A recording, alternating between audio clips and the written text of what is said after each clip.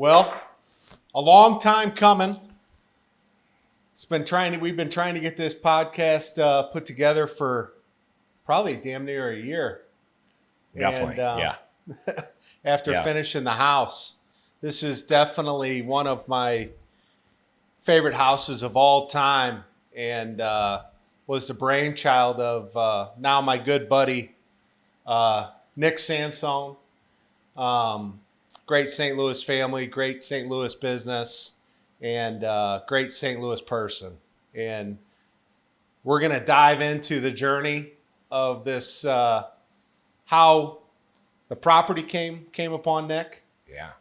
How the house design came, the process, and we had fun on the process of making it the most unique thing. And we're going to get into all the details and show you guys some of the things that most people don't even notice when they walk through the house that I know me, Nick, Brad, and maybe a couple other people know of all the exotic details that people miss. And we're going to show you that and talk about it. And there's some unique stories behind some of this journey, I should say. So, yeah. Nick, how are you, buddy? You never got upset at me either. Never. And I do have a bone to pick with Nick right now. Okay, we're gonna get this out early. Right. I was watching you on another podcast, and it was mentioned that Monday mornings are your worst time, and your whole family and the whole business, the entire Sansone company knows not to talk to Nick on Monday mornings because he's in a bad mood. Here's why I'm saying this. Our weekly meeting was scheduled by Nick and Nick's assistant for Mondays at 8 a.m. in the morning. Yeah. And I've got to say that was setting me up to fail. Well, it was a topic, though, that I loved, the home building process. But if it's work related, I got to have some room. Yeah. But I actually intentionally did that because I keep the Mondays open for things that I just really love that I want to focus on. So the house meeting was awesome because I looked forward to that. And we had a fun team too. Oh, and I will say this, honest to God, I don't think you were ever crabby in those meetings. Mm-hmm. The meetings were very fun. Yeah, we're fun. Energetic, new ideas, timeline. We'll get to that. Yeah. It was a great process. But I want to get into, and you've told me the unique story of this property to you as a kid. And I want you to kind of share that with everybody. Did you taste that, by the way? Oh, yeah. My God, that's good. That is the best tequila out there. It's really phenomenal. So my family and I, we grew up next door to this land. Mm-hmm. And as a kid, I remember driving by, and it was owned by the Orthwine family. Yep. And they had all the land around here. And what's cool about this area in Huntley is it's it stems back to the Anheuser-Busch family. They were farmers. And so they kept a lot of this land in the family and maintained it. So it's like you're in the country in the city, which is pretty cool. Absolutely. And so when I would drive by as a kid, I remember I was drive down Geyer, and they had the horse field up front. You know where Allison's house is down below? Well, that lower area were donkeys all over the place. As a little kid, I just thought it was the coolest piece of property because I was always looking at the donkeys and the horses and all that stuff. And I remember when I got older, I was in my late 20s, and a portion of this land came available. And Doug told me about it, my brother Doug, but I couldn't, we thought about how we could do it. We couldn't afford it. Yeah. We couldn't, and we thought, well, maybe if you do an acre and a half and I do an acre and a half and we get somebody else to come in. And so we weren't able to put it together. So I ended up buying another lot. Yep. I built, it was a great house, great builder. But I got an unsolicited offer on that home. Somebody knocked on my door. They're like, hey, I want to buy your house. And I had no intentions of selling it, none. So I called my brother Doug, and I'm like, Doug, listen. I said, I got this offer. It's a pretty good offer. I'm like, the only way I do it is that land over there that we live next to. Nothing's going on with it. It's still available. I'm like, what's up? And he goes, I think the Humane Society has it. He's like, I don't know what's going on. He goes, let me make a call, because he knew somebody on the board. Yeah. Call me back. He's like, I think you need to call the head of the Humane Society. I think it might be available. So I called her, and she literally, I think it was like towards the end of the week, and she's like, your timing is perfect, because we're just about to take this to the board, and we're going to sell all this land off, because we were going to build a barn and everything, and we're going to do a horse rescue ranch, and it's not working out. Right. So we're going to parcel it all up.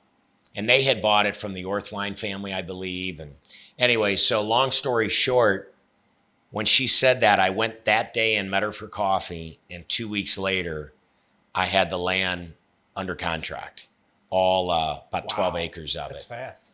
Yeah. And it was about a year of getting stuff rezoned, because it was going to be a horse rescue ranch. It wasn't going to be a home on it. It was going to be commercial. Right. And so, man, it was like a year of getting it all rezoned. But the only thing I can say about all of that is I would drive by, even as an adult, by the property. And I would say to myself, man, that's some of the best land in St. Louis. I would love to have a home there one day. And it's just interesting how sometimes when you're a kid, and even as an adult, when you subconsciously have these wishes for something, and it's like ingrained in there, and that stuff's ingrained in there for a reason. And it's almost like that stuff's supposed to happen down the road, and that's what happened here. Yeah, you know what I love? I would have never planned it. You know what I love about that story is you grew up as a kid wanting it. I did. You tried to get it and lost it. And couldn't get it done, which is life. Correct. Moved on. God stepped in and basically presented it again, but then you had to pull it together, and you had to go over obstacles to get it to close. I do think that God stepped in. I really do, because I feel there's too many synchronicities with that. I grew up next to it as a kid, just like you said. I always wanted it. Right. My brother Doug lived right across the way. Yep. Jim lives right down the road. My mom's right up the street.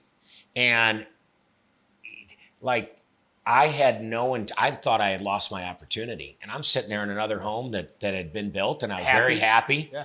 No intentions of moving. Right. And I get an unsolicited offer, and never thought I was going to move. Right. And then I called Doug, and it all just came together. And it's funny how we met too. That is that's a great story.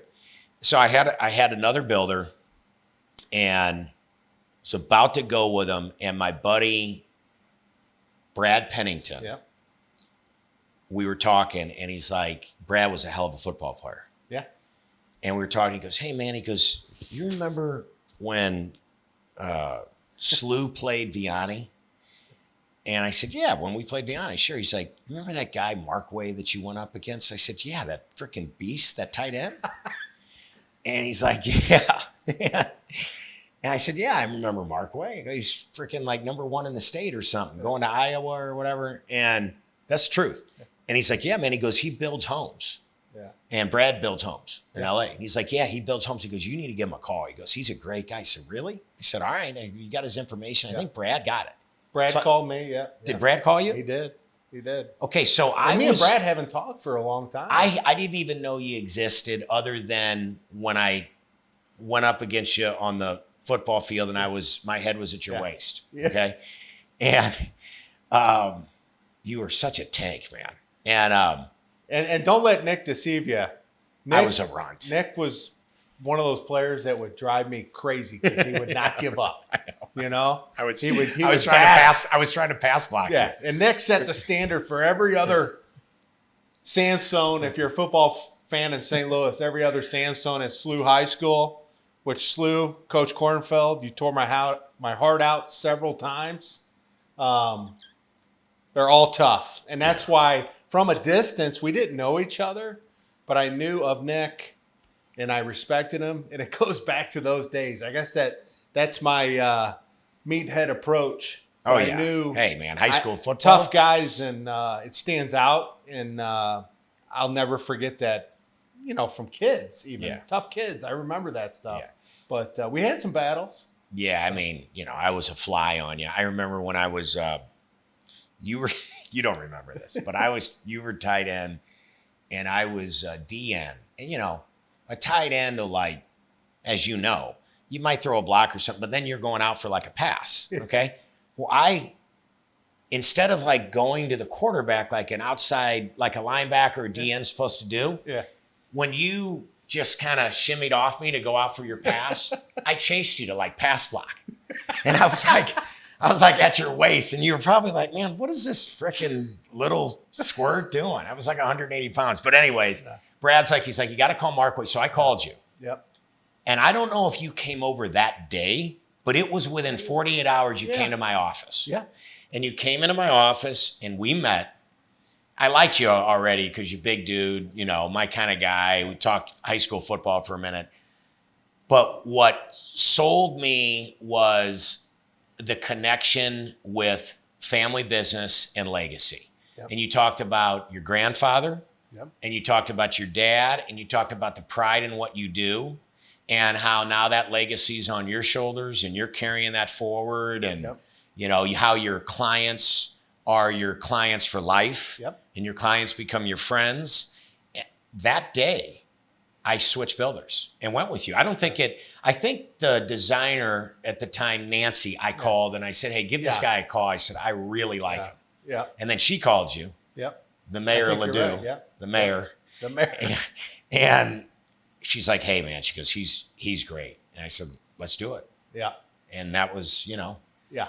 Did not regret it. And I remember telling Nick in that meeting, and Nick's the same way. In this construction industry, our company's been around. Well, now we're into the 76th year. I got to quit off the 75 year. But is it 76 years? 76. But our family's very old school, and we've always done business old school. I've done many multi-million-dollar projects, and my brother has too, on handshakes. And I remember talking to Nick, and I'm like, I got the same vibe from Nick. And Nick says, I'm the same way. And I said, we're going to write up a contract, but we're a handshake type of company, and you're a handshake type of guy. Let's build it. And we shook hands that day. And then we got heavily invested in Bill Cover, the architect, after that day. And who Bill is one of my favorite people in the whole world. Luckily, we met due to Nick's project. And now Bill does several Markway Constructions projects. Yeah. He's working on a couple really cool ones right now for us. And I was going to use, originally, I was going to use my buddy Kenny Callahan, who built my first house, killed it. And the reason I didn't is because I thought, man, this home is like, it's my dream house. It's like, I don't want to mess up a friendship. I'm going to be really, really difficult to work with. And so I actually talked to him like, Ken, I'm like, I got to just get somebody where I can just, go off the handle if I need to. And he was great about it. So that's when I was going to go with this other guy. And then we met. Yeah. And then we ended up becoming buddies. Yeah. During the process. Sure. But it worked out. Yeah. And you were freaking great. And I know there were times where I was probably driving you absolutely nuts, but it worked out. I don't think we ever had. We didn't. And we try to limit that. I honestly hear people talk about that all the time with the stress. It is stressful. But I feel like our it was pretty old school system. Yeah. We've seen just about everything. Yeah. And we know how to kind of massage through it. Yeah. And there's going to be obstacles. There's going to be setbacks. There's going to be wins, But Nate and I kind of know how to navigate through it. Yeah. When there is a setback due to Mother Nature or, anything. It's construction. Yeah. So. It went pretty damn smooth though, man. It did. And we set, I don't know how many months did you do it? 15. Which is 15 months. That was 16,000, right? Square feet when you include the outdoor space and everything. Yeah. It's the most efficient build. And Nick, we kind of challenged on that. And I remember Nick, God love Nick, he was wanting to give me incentive to do it and then you wouldn't at a certain time. And I kept telling Nick, I said, Nick, I don't need incentive. Incentive enough is just my name. Yeah. Like, I want to get it done because of business in my name. I don't need any incentive to, there's no extra bonus or anything. Yeah. We're doing it. This is how we do it. And through the help of me and my team, who I adore, our employees, how I treat our employees. They're like family to us. Yeah. Brad, I put on this job as a superintendent. He was phenomenal. Brad's been with us for 25 years now. Yeah. And me and Brad came up with ideas to meet that deadline. Unique ideas. Yeah. The ideas we haven't used building a house. It was pretty remarkable that you did that home in 15 months. Yeah. And we hit it.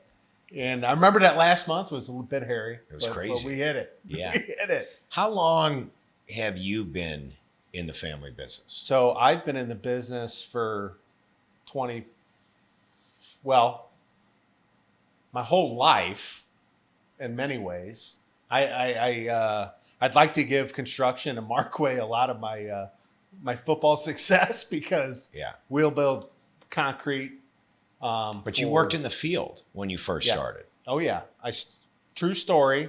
Well, growing up, from 13 years old on, I worked as a laborer through the company, same as Nate. Okay. Then we went to college and did our thing. Went to college, played football, thought I was a big timer. Graduated, came home, thought, hell, it's ready to go into the family business, Pops, right?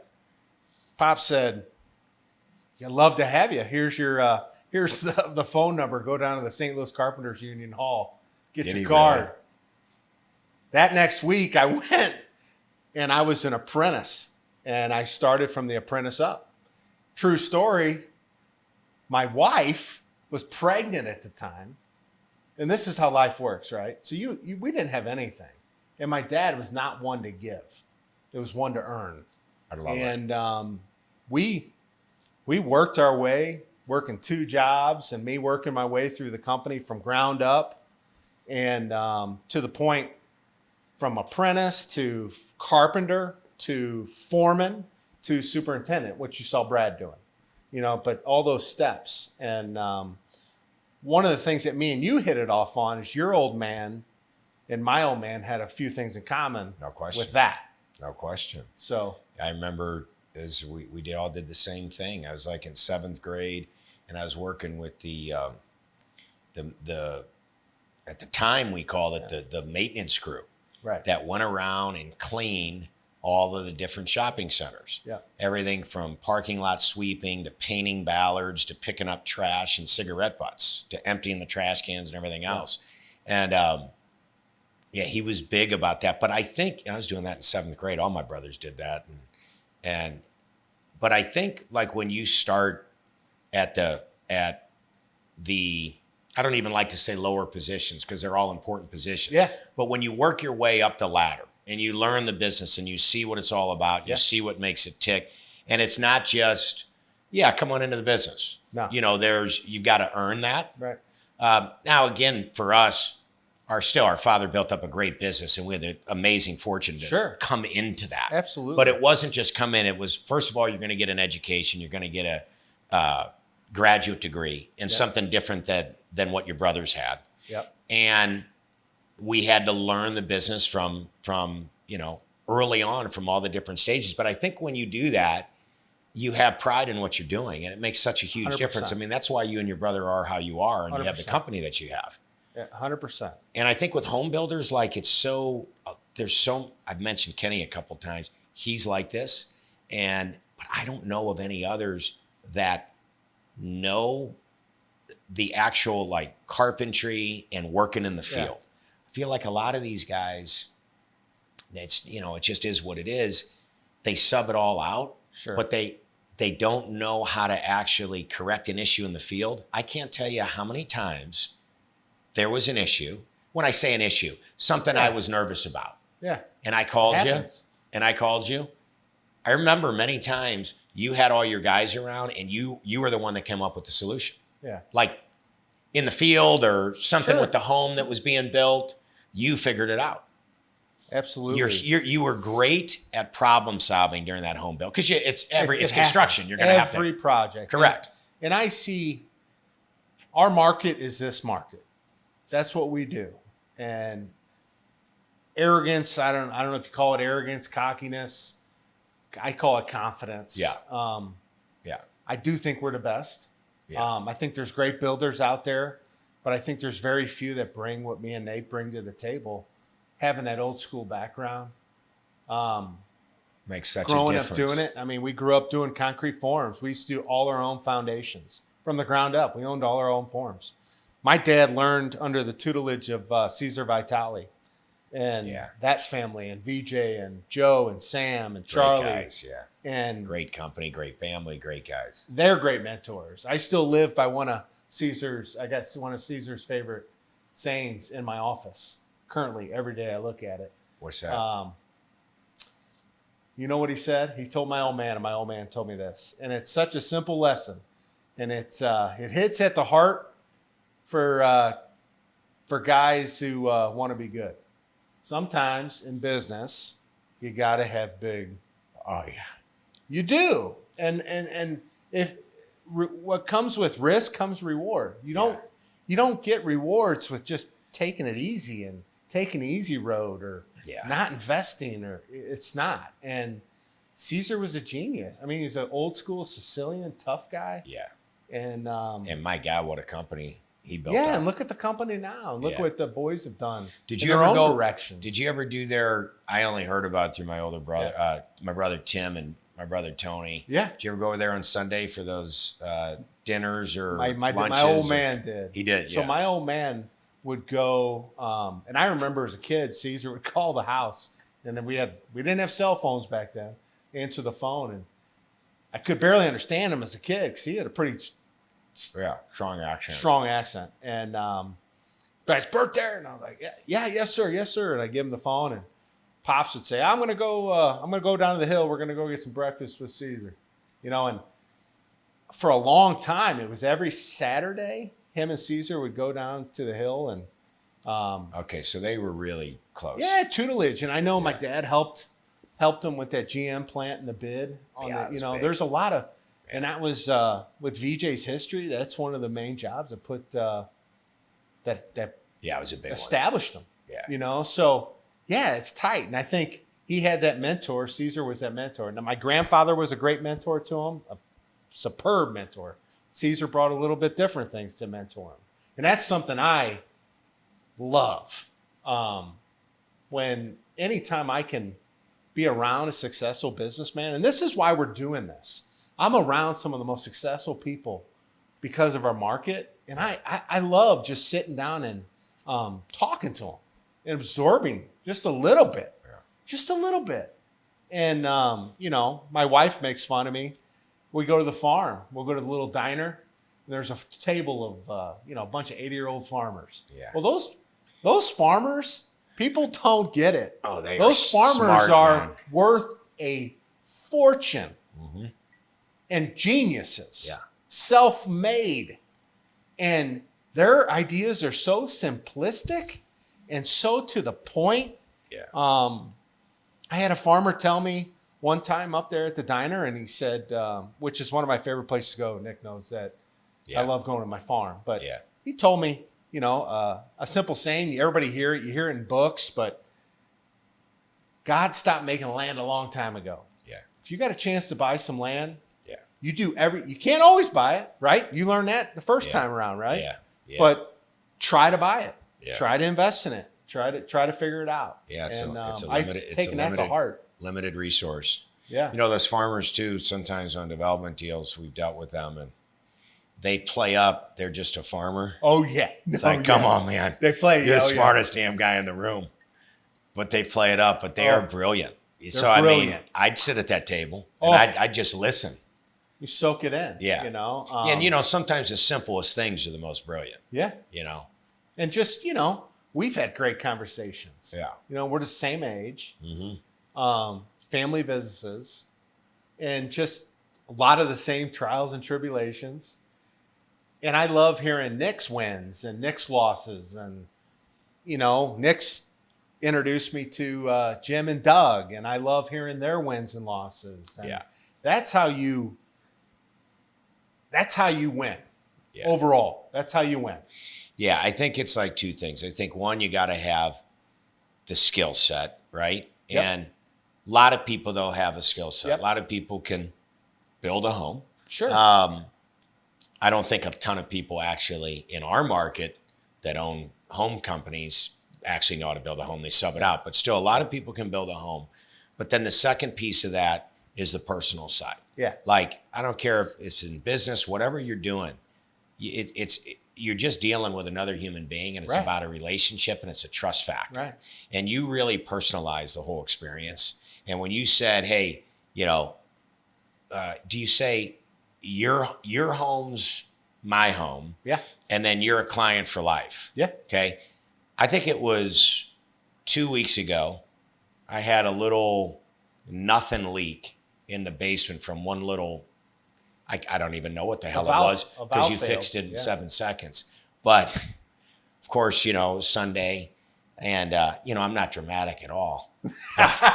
But sent a message. I think there were 6 people on it that I put on the text. Like my basement was flooded or something. I had you, I had Brad, I had Kate. I don't know who else I had on. May have sent a video. I did send a video. Oh, I always get the videos. Yeah, I said, hey, freaking leak. We got a serious problem. You were at the house on a Sunday night. You got there at like 9:30 or 9. It was, I don't know, it was 9 p.m. Went down there.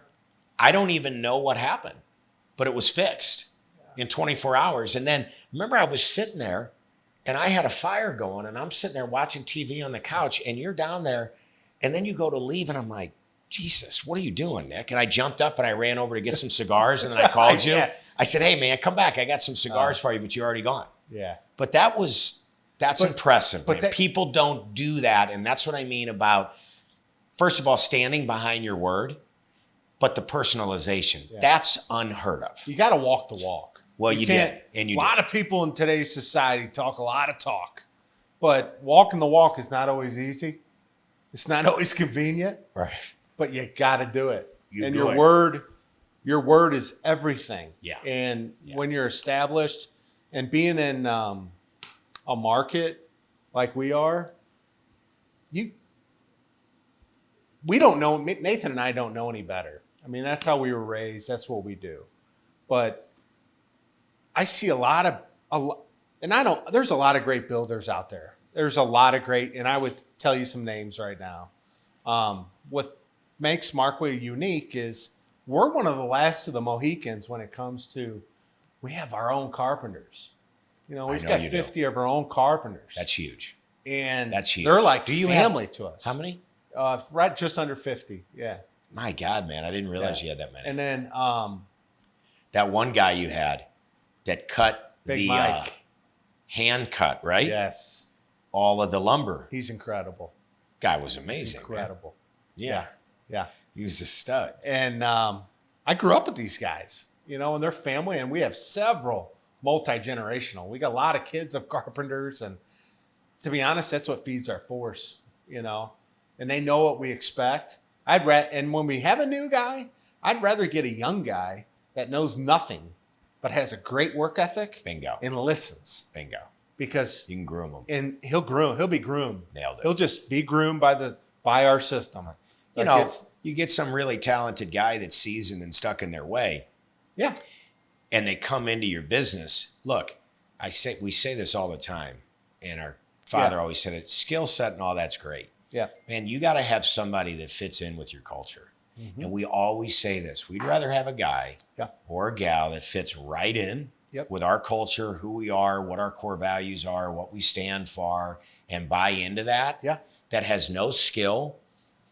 But if they're bought into our culture and into our values, most likely they're going to be coachable, and they're going to have the ability to learn and blossom into the skill set. But if you get somebody that's got a great skill set, but they're not bought into your culture, forget it, man. It's not going to work. It doesn't work. And it might work for a little bit, and it's amazing what one person that's not dialed into what you're about can screw up like a team of what do they say?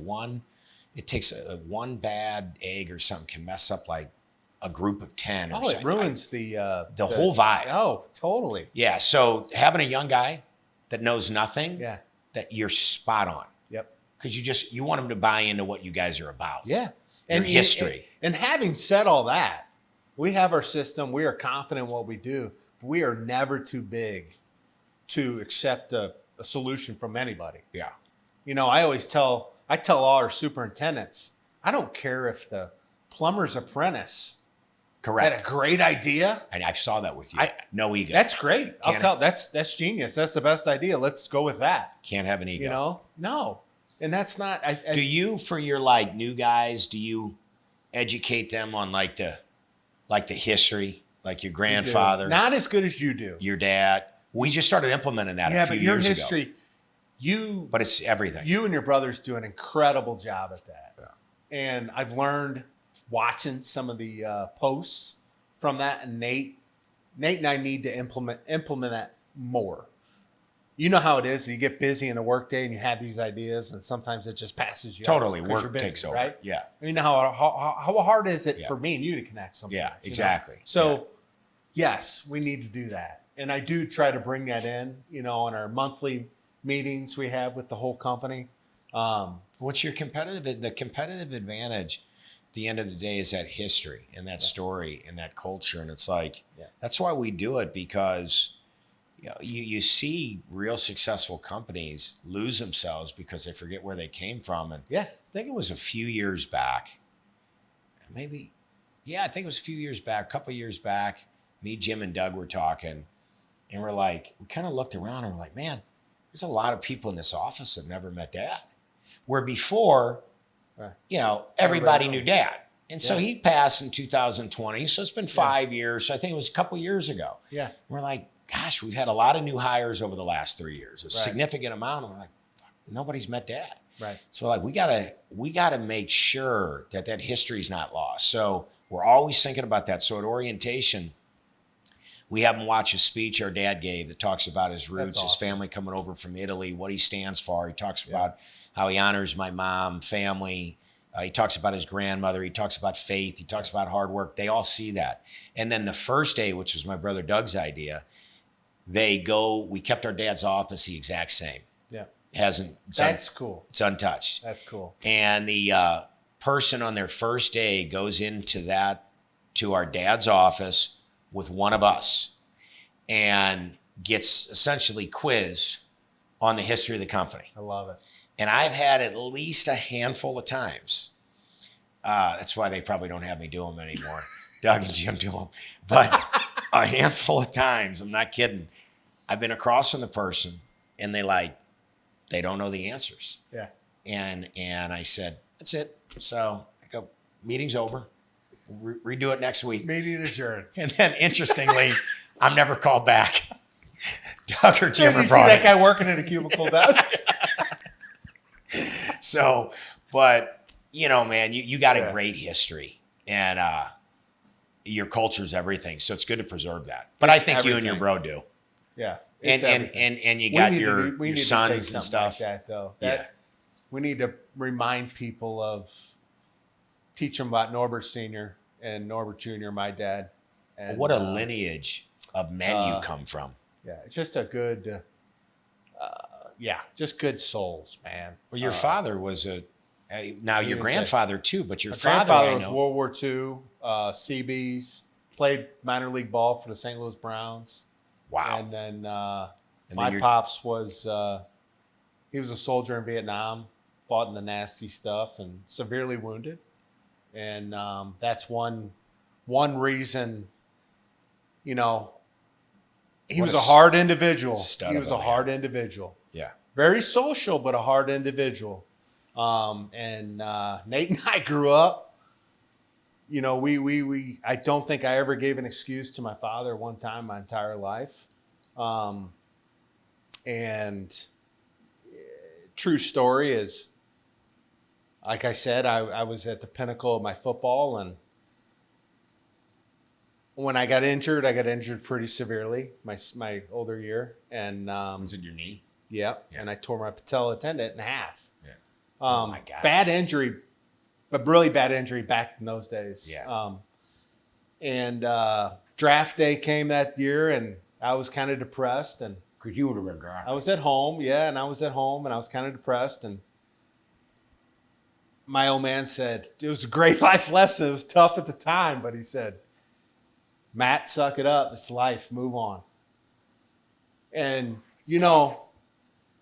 it was simple but effective. And He's so you know right. what? I think kids nowadays need to be told, that's life. Suck it up. Move on. Let's go. He's so right. And I don't think kids are told that enough. I try to tell my kids. I do tell my kids. And you have to be kicked in the gut every once in a while to flash back to reality. There's a ton of wisdom in that, though, too. Yeah. Suck it up and move on, because I always think to myself, it's always darkest before it gets bright again. Yeah. Bad times don't last. No. They pass, right? Yep. So I guess you can sit there and sulk in it. Yeah. Or you can suck it up and keep moving. Yeah. And, some people might say, oh, that's old school, or that's being Mr. Well, it's actually wisdom, man, because it's the truth. And it's suck worked. it up and keep going. It's worked for years. Yes. Right? Man, and they what always a say, stud of a guy. They always say the society, that generation, well, the generation before them, the World War II generation, and then the baby boomers generation. There's some tough hombres in that. Tough women. Mamas were tough. Tough and everything. And wise. And they're used. In the They don't simplest crumble way. when you fail. Yeah. You fail. We all fail. Everybody does. You got to. In this business, my God, if I crumbled, construction, Nate and I, I mean, it's Mother Nature. Right now, we got Iceland outside. Exactly. You think that's not hurting progress? Exactly. Absolutely.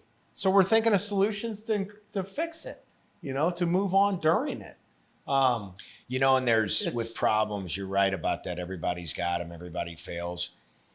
And there's always a solution, even when there's not. Meaning, like, I think about issues that we've had in business. And it's funny because I think sometimes people will see a business that appears to have some success. Mm-hmm.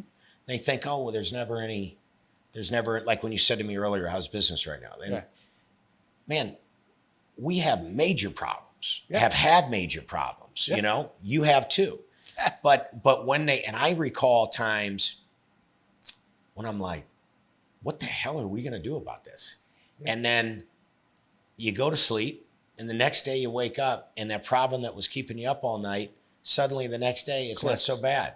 And then you got a solution, or a solution comes to you, meaning there's always a solution to the problem, even when you don't know what it is. Right. And it's just a belief in yourself that you're going to figure it out, and you just keep going. And I think that comes from that old school mentality of just go. Yeah. Just keep going, man. Keep grinding. Don't stop. Don't sit and sulk. Exactly. You sit and sulk. That's everybody's when you fail. got it. That's when it melts. Everyone's got it. Get kicked in the gut. Yeah. And then move on and go on, And action breeds momentum. And our two businesses are very similar. No question there. With that. Development damn right. and construction. Well, they ride simultaneously together. 100%. They're connected to interest rates. Yeah. They're connected with what's going on with lenders. Yep. They're connected with the economy. Yep. People aren't going to be spending the money to build a freaking house if the economy's not doing great, or if interest rates are through the roof. Right. We're the exact same way. And interest rates impact values. Yep. So it's a very cyclical business. Yep. Can go up and down, and man, when it's down, you just got to nose to the ground and just freaking keep going. And you know what's funny? I saw a quote. I posted it. It was from Dana White, and a great entrepreneur, right? Yeah. And him saying, people have no clue what it means when people say. A lot of people just want to own their own business and be successful and to go about their own schedule. And yeah, I know. That's just not reality, man. I've built homes for some of the most successful people in the country. They are all, pardon my French, ass kickers in their own way. They're all different. Some are very quiet. They are all machines. They don't quit. They do not. Right. And you hear each one's story. They've all failed many times. Exactly. But they keep going. And don't you think that's a differentiator? They just keep going. That's it. They just have a belief they're going to get through it even when they don't know how. Yeah. Yeah. You know, sit there for a second, get kicked in the gut, and then boom, reset. I think about that sometimes, and I think like, I think that's something that someone either has or they don't. It's just in them. But I also think that when you've had enough of those experiences where you've had like a problem that you genuinely don't know how you're going to solve, but then it ends up solving. Yep. You start to have this belief that like, no matter what, it's going to work out as long as you keep going. Yeah. And I think it helps on how you're raised. It helps on where you come from. But I think at the end of the day, you got to have a certain grit inside you that just keeps going no matter what. And I don't know if you can teach that or not. You know, I always debate that, whether it's just something that people have or don't have or what. But I see...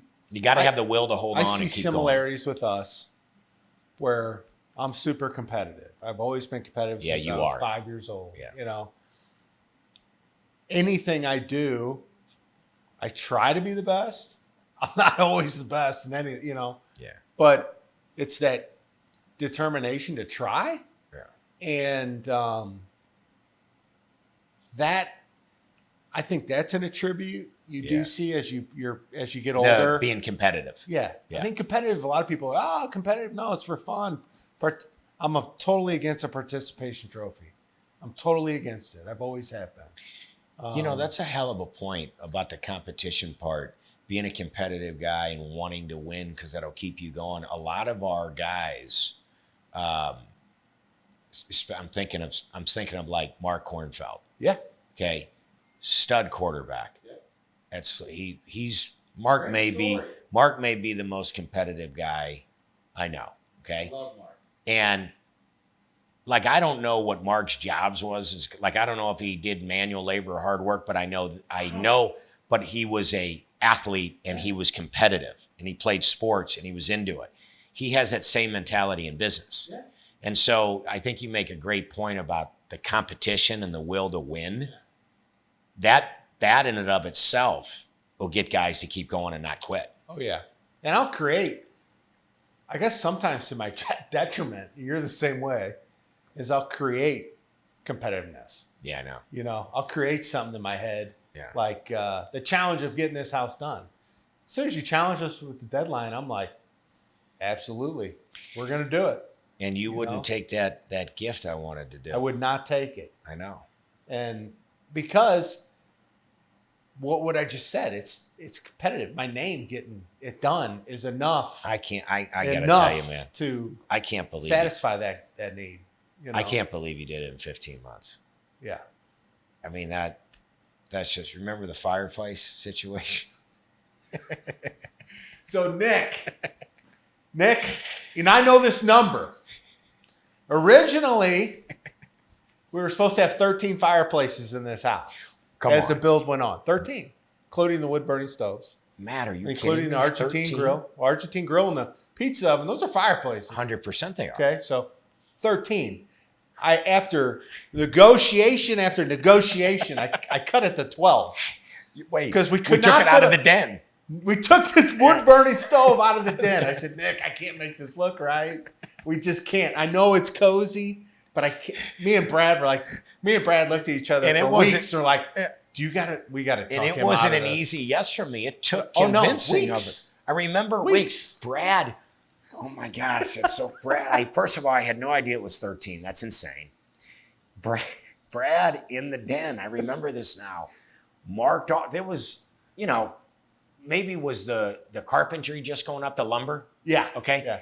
And he marked off in the den with spray paint. Yeah. Where the wood burning stove would, the footprint. And it was huge. You couldn't have a desk in there. No. And so you were still like, let's do it. I'll shrink my desk. And I saw that. I'm like, all right, fine. So we got 12 fireplaces. And originally, I think we wanted no gas in the house. And like every client, yeah. And if we build your house, you will tell me we're going to do a wood burning fireplace, Matt. That's all we want. We don't want gas. And I'm going to say, you're a liar. I'm going to run gas there. No matter what, I run gas to every single fireplace, and our company has done it for years. And I'm switching from wood burning in my bedroom to gas, and you ran it. And a lot of people, Nick's fireplaces, as you'll see probably in images during this podcast, but Nick's fireplaces are extravagant. They're big. And what makes a great fireplace is the size of the firebox. And they're as big as we can go. Yeah. And what comes with that, and tutelage that me and Nick had many discussions about, is when it's that big, to start it and heat the flue, it's a little bit of it's an exercise. I mean, it's not a fireplace where you can just go in, throw a starter log in there and go walk away. It's a process to heat that big flue up. Well, what's the opening in that thing? Seriously. Oh, gosh. I couldn't. 5 feet? It's 5 feet. Vertical. It's big. You can throw it looks like a Hansel and Gretel. Sure, I can actually get in it. Yeah, you can walk in it. Right. And I've sent videos of myself in it with this.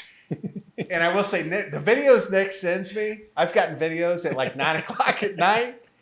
And the one that takes the cake, and the reason Mac is laughing because I was laughing so hard about this one. Yeah. I was laughing so hard about this when you sent this. I couldn't stop laughing. I was belly laughing. I couldn't see straight. I was and so Nick frustrated. sent me. He was having trouble starting it, and it started smoking inside because the flue was cold. And he was engulfed with smoke, and he videotaped himself. And that video, if you have that probably would go viral. But it looked like he was living in hell. Just smoke and flames I see coming out of the fireplace. And I'm like, oh my God, what's going on in my house? And I don't even know what I said in the video. No, I know exactly what you said. You said, I don't get this. I need help. And we figured it out. Now it's rolling.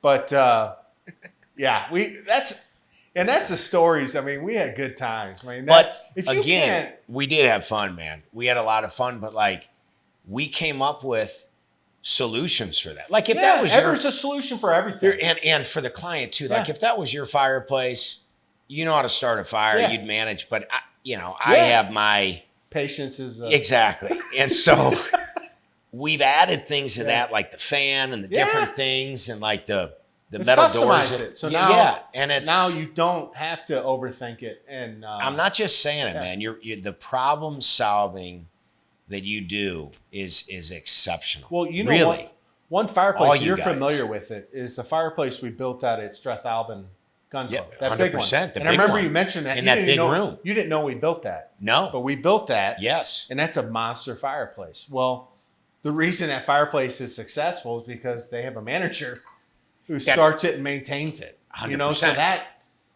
that's what makes it work. Yeah. Let's get into some of the inspiration of the actual home design. Before we do that, can I ask you a question on high school football? Yeah. Do you remember the score of our game? Damn it. He brought it up. And you know what? Hey. If Gary's watching, Gary, I know you're watching. And Sal Frisella, I know you're watching. Andy Frisella, I know you're watching. And Gary Kornfeld ripped my heart out. I've never gotten over it. It was the year of Yanni. We were supposed to win the MCC. I was on top of the world playing middle linebacker against these guys. You had a hell of a team. And John MacArthur, great quarterback, was your quarterback. Yep. And I was a junior. Yep. And we were doing pretty good against the run, being aggressive. Overtime. Yeah. Went to overtime. Great game. Was that best call of Gary Kornfeld's career? I'm saying that right now. And Mark, you should take notes on this. When he went for when he did the halfback toss. Went for two? Yeah. Yeah. On a halfback. Went for two in overtime with a halfback toss pass. I don't think he's ever run that in his whole career. And I was hook, line, and sinker. I was tackling the running back, I think. That was incredible, man. That was a hell of a call. And then my senior year, we played, though, too, at SLU. Yep. Right? And I honest to God don't remember the score or what happened in that game. Do we win? I don't think no. so. Yeah. I think me and Andy were trying to battle for the win. We did not win. Do you know the score? You beat us by a touchdown, I believe. I don't know the exact Yes, score. but you guys had a hell of a team. Oh, you know what? That sounds great. That's like the participation trophy we just talked about. He says we had a hell of a team. He beat our ass. But Gary Kornfeld, the reason I mention him is what a guy. Coach Kornfeld that slew the legend high school coach. But Coach Kornfeld is one of the main reasons I got recruited like I did. Is he really? Oh, yeah. Coach Kornfeld. I didn't know that. Coach Kornfeld reached out to several colleges on my behalf, but I didn't even know him. He did it all out of like just gesture. Like that's an old school coach right there. He was a legendary coach. Mm-hmm. Guy was the best. And you know about Gary, he commanded respect. Yep. You just respect him. I remember when I was in school in SLU, I was such a terrible student, but I'd be walking down the hallway, and we had those long hallways. Like this was before they redid the whole place, so it was still like the old school. Like we didn't have air conditioning. Yeah. Okay, so it was the old school building. Right. And it was these long hallways, like a old school Jesuit, seminary or something. Cool building. Yeah. And I'd have to be walking down the hall, and I'd see Gary coming the other way, and I'd get a nervous wreck. I'm like, damn, there's Coach. And you're like, it felt like 5 minutes going to the hall of the cross. I didn't know whether to say hello, keep my head down. Yeah. He's just, he had that strut, real laid back, real confident, just commanded respect. I told Gary this one time, and I meant it from the bottom of my heart. When I was a sophomore playing football, and SLU came to our place, and I was on the field playing and got tackled over by the SLU sideline and looked up, and it was Coach Kornfeld saying, good play. Good, get up, help me get up. I respected Coach Kornfeld. I had that feeling I had that night on a Friday night in St. Louis was the exact same feeling I had when I played at Happy Valley against Penn State and saw Coach Paterno playing against him on his sideline. That's the same Isn't that amazing? Feeling. That's how much respect and it's just the goosebumps and Isn't that amazing though? Yeah. First of all, you nailed it about him. I love that we're talking about him because that guy was class as a coach. Pure. You know what I mean? And that little move, look at the impact that had on you, right? Never forget. And I mean, you were a stud ball player. I mean, were you number one recruit in the state or whatever? I mean, you were up there, man. I was decent. You were a stud. And I had the same. I remember we played CBC because we SLU and CBC and we play in Busch Stadium. Oh yeah, and great. Yeah. And we lost that game. It was a close game. It was a good game. And I was in my locker afterward. I was pretty emotional about the game. I think I was a little messed up, like emotionally. I was emotional because we had lost. That's what makes great players. Pissed off, you know. And he never said anything to me, much of anything. Yeah. I think he thought I was a little out of my head. But he came up, and that's just funny. I remember this. Yeah. And he just said, hey. And I looked, and he goes, it's players like you that make me love my job. Oh, wow.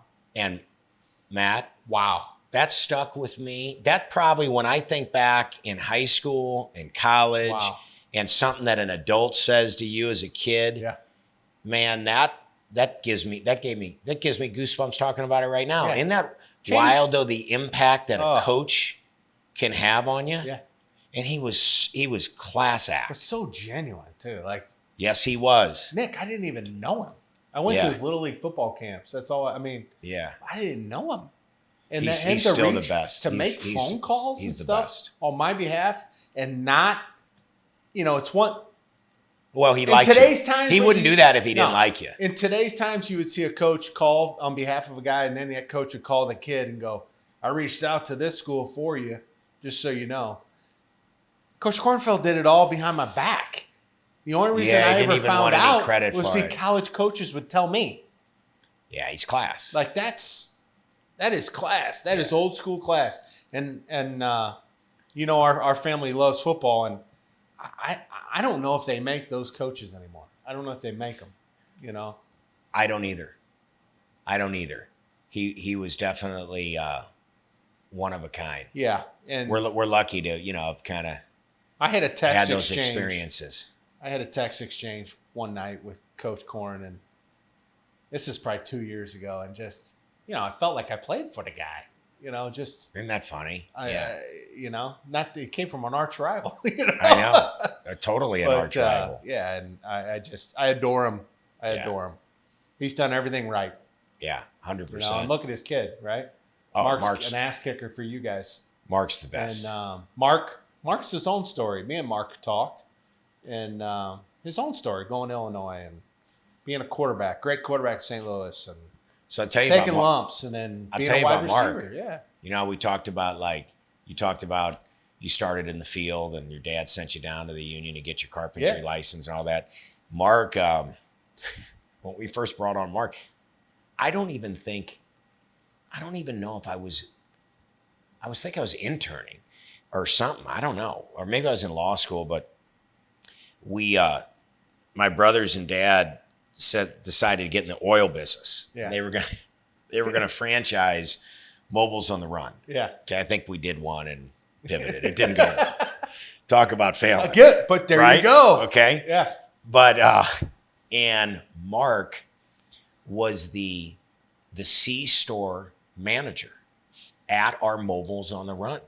Really? He had like the uniform on, Mobile on the Run, and the it. Mark Kornfeld, and he was behind the, selling the cigarettes or the gas or the gum or whatever. And now he's, arguably our top broker. I mean, we've got great brokers, so I don't like to rank him, but he's an absolute stud producer, performer. Yeah. And he invests in deals with us, so he's an owner with us too. But it's really cool to have not just stories of ourselves working our ways up and doing different things. Like one of our best guys was a store manager at the C-store for one of our gas stations. Wow. I got a Mark Kornfeld story for you. This is a great one. Mark, don't hold it against me. It's a good one. So I went to Vianney. Everybody, you know that by now. But my wife and I decided to go, let's go to a Friday night football game. So we went there, and I'm sitting up high at Vianney. Vianney was not very good at the time, but I'm like, they're playing SLU. Let's go. It'll be fun. It's Friday night, right? So I'm sitting there. I'm super competitive. SLU's getting after us. Was Mark coaching? Oh, yeah. He was offense coordinator for Coach. And Coach Korn was the head coach still. But so Mark was up in the box. Yeah. So the team, they were beating Vianney pretty bad. And Coach Mark's walking off the field, and some of the current Vianney parents were yelling to Mark hey, called it, because he scored a touchdown to go up 35 points in the first half, but he scored one at the last second. And they were yelling at Mark, no, you scored another touchdown to halftime, rubbing it in. And I was I looked at Trish and I said, there's a problem. And when that was a moment I decided, I got to get back into coaching. I got to fix this. Because Mark looked up at the crowd and he said something. I'm not going to repeat it. Oh, so he barked back a little bit? Yeah, he barked back at the crowd. And I was I looked at my wife and I said, I 100% agree with that guy. I love it. I said, this is high school football, man. I love it. So that tells you when I got back into Vianney. And we went and won a couple state titles. And I was able to rub it in Mark's face a few times. Wait, did you coach? Yeah, at Vianney. When we won when you guys went titles. to state? Yeah, with Kyron. I coached Kyron Williams and all those guys. I didn't know that. Yeah. So were you the head coach? Were you the offensive coordinator? One of my best friends took over, Paul Day. And then I was the run game coordinator, so all the run plays. And me and him called the offense together. And man, I had no idea that. Yeah.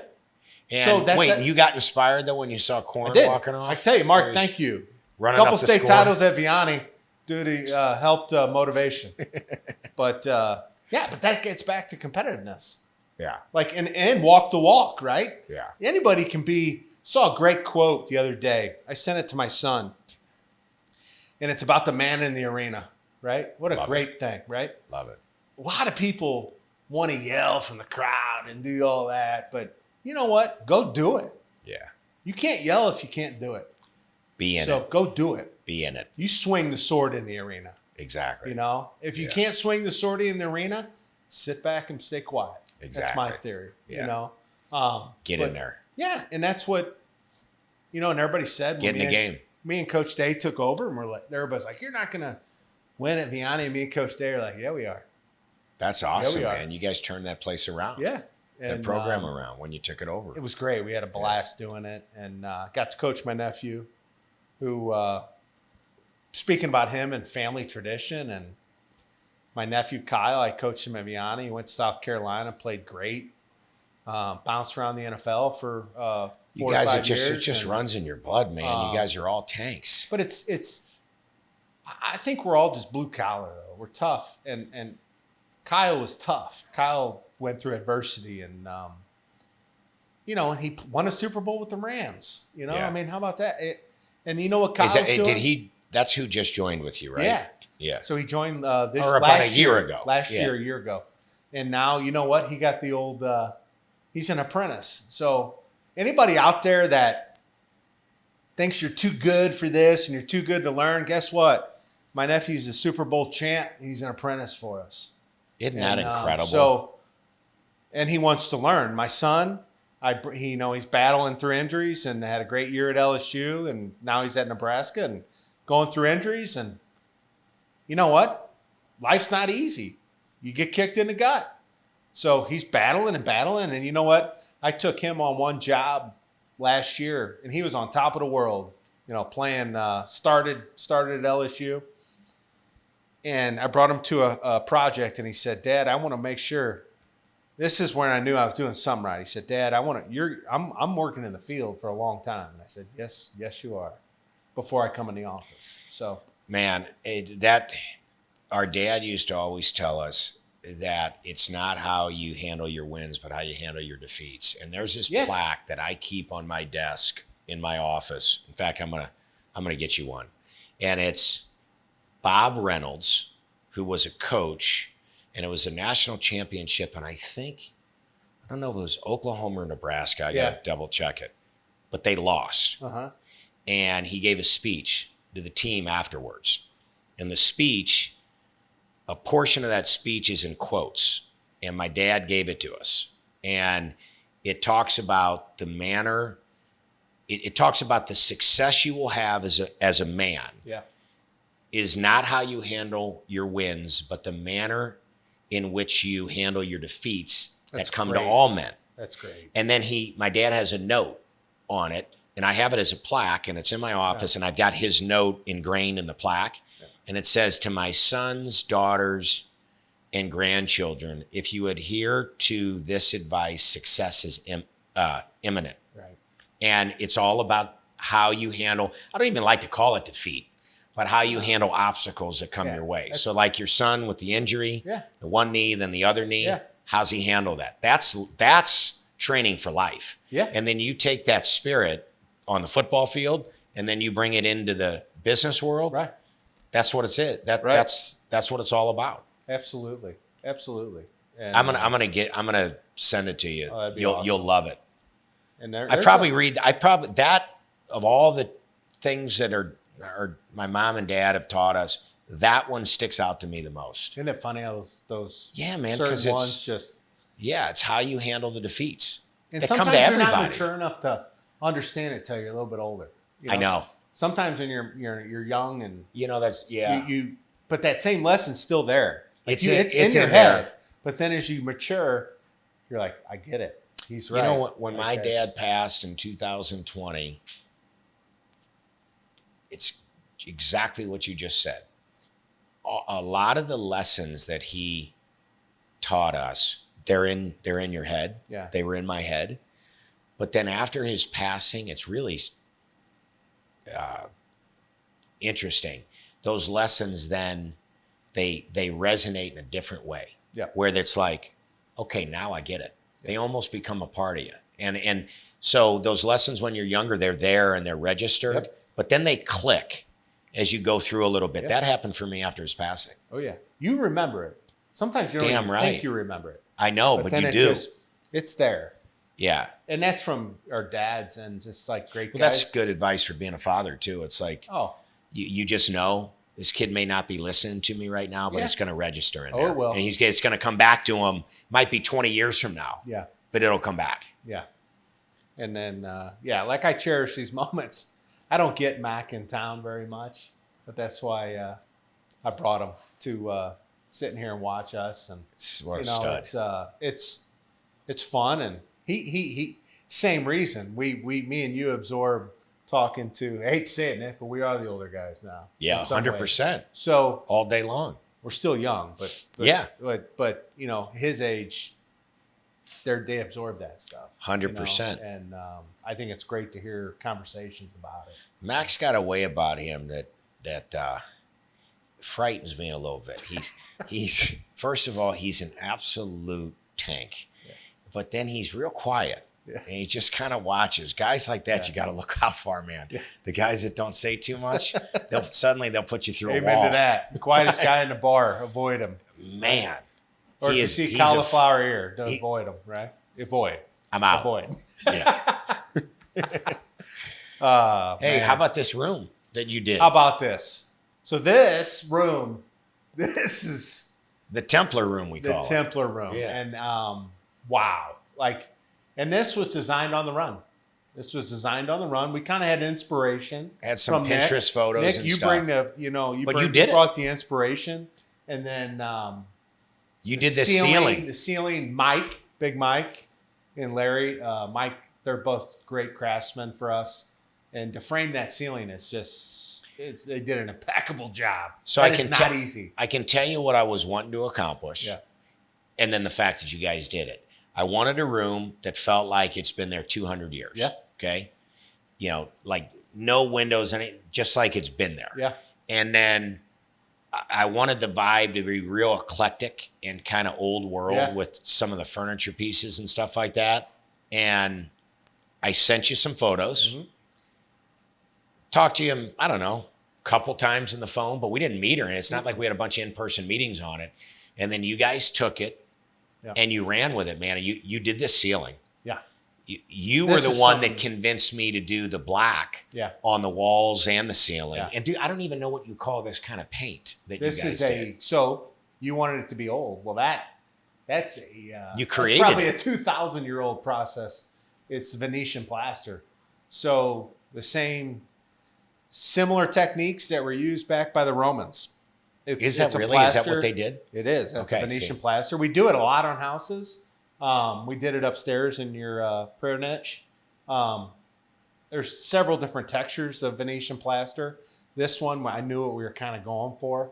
And with the black, and I want it to be like an old church almost, which is what we did. And Kurt, my plaster, what he did was laid the Venetian, but then he waxed it all, old school wax. So he didn't seal it with the sealer. That's wax. This is all hand waxed to get the textures to come out. So those are the little details that you nailed it. We're lucky. I'm lucky. I'm not that I was around some of that stuff as a kid growing up when building these type of homes. Even know how to do that kind of stuff. Yeah, and that's just that's me absorbing knowledge from guys and also relying on my team. My team, from our masons to our plasters, we have a small team. I don't like to get out of our circle too much. And I remember having that talk with you in the beginning. Yeah. And I trust my guys. And then we had Pyramid do the floor. And Pyramid, wow, I can't speak enough about Pyramid. They're one of my favorite subcontractors now, and Barry. But look at that. I mean, that's all carved stone, the Templar. I mean, that right there, Nick got at me that was something, he tugged at my heart when he put this in and brought that to the table. And in Jamie's art, I mean, we built it and it was awesome. Cool. And we brought Nick found antique stained glass that we were able to light and bring to it. But then it's kind of out of my league at that point. And then you decorate with some of the decorators and, Jamie with the piece of art. I mean, that art is the centerpiece. And now, Yeah, it's getting to know Jamie. It's a special room, man. She's super talented. And I come to Jamie killed it. She's super talented. And I come down here at least once a week. Do you? And I'll sit in this chair is normally I have it in the corner. Yeah. And I'll smoke a cigar and just on my own. Yeah. And just chill out. It's a special room for me. It is. The space that I wanted. Yeah. You literally on a 1 to 10 on what I was wanting to have from the feel, it a 10, man. Yeah. I mean, you guys nailed it. And then the was that what do you call it? The humidifier or whatever? Yeah, the humidor. The humidor. Oh, the humidifier, system? The exhaust system. So what? Another thing with you guys, we had an exhaust system in. You're like, all right, let's see how that goes, because you went. Because we're limited in space. Exactly. We didn't have a lot of ductwork space. And then I had a party or something. There's a few guys down here, and I was like, maybe more. And you added something to that. Yep. We nailed it. Yeah. And this kind of the whole feel when you first talked to me about this room is what I envisioned is walking into a speakeasy, walking down a tunnel, a narrow alley in Rome, and making a left on a little stairwell and walking it. That's kind of the vision. That's exactly. And I love how you're so true to your Italian heritage. Yeah. And yeah, you nailed it. That's what it is. Envision. So, and I think it is. I think it does. It looks like an old, And this house, I mean, I think, the way with Bill Kober, awesome architect, he did my brother Jim's house. Yep. And then Bill did the first house I did, which I love that house. And then this one, I sent Bill just a bunch of different Pinterest-like pictures, different roof lines and stuff, that high peak. And there were a lot of things, I think, with this home that weren't easy, especially that roof and the dormers that we did. Oh, yeah. And all those different details. And, what makes you guys crushed it, man. The roof, the more difficult the roof is for me to frame, is the better the roof is. Was this a tough this roof? Was tricky. That's what I thought. It was choppy. A lot of style roofs right? coming in, a lot of dormers coming off. What makes a difficult roof? Angles?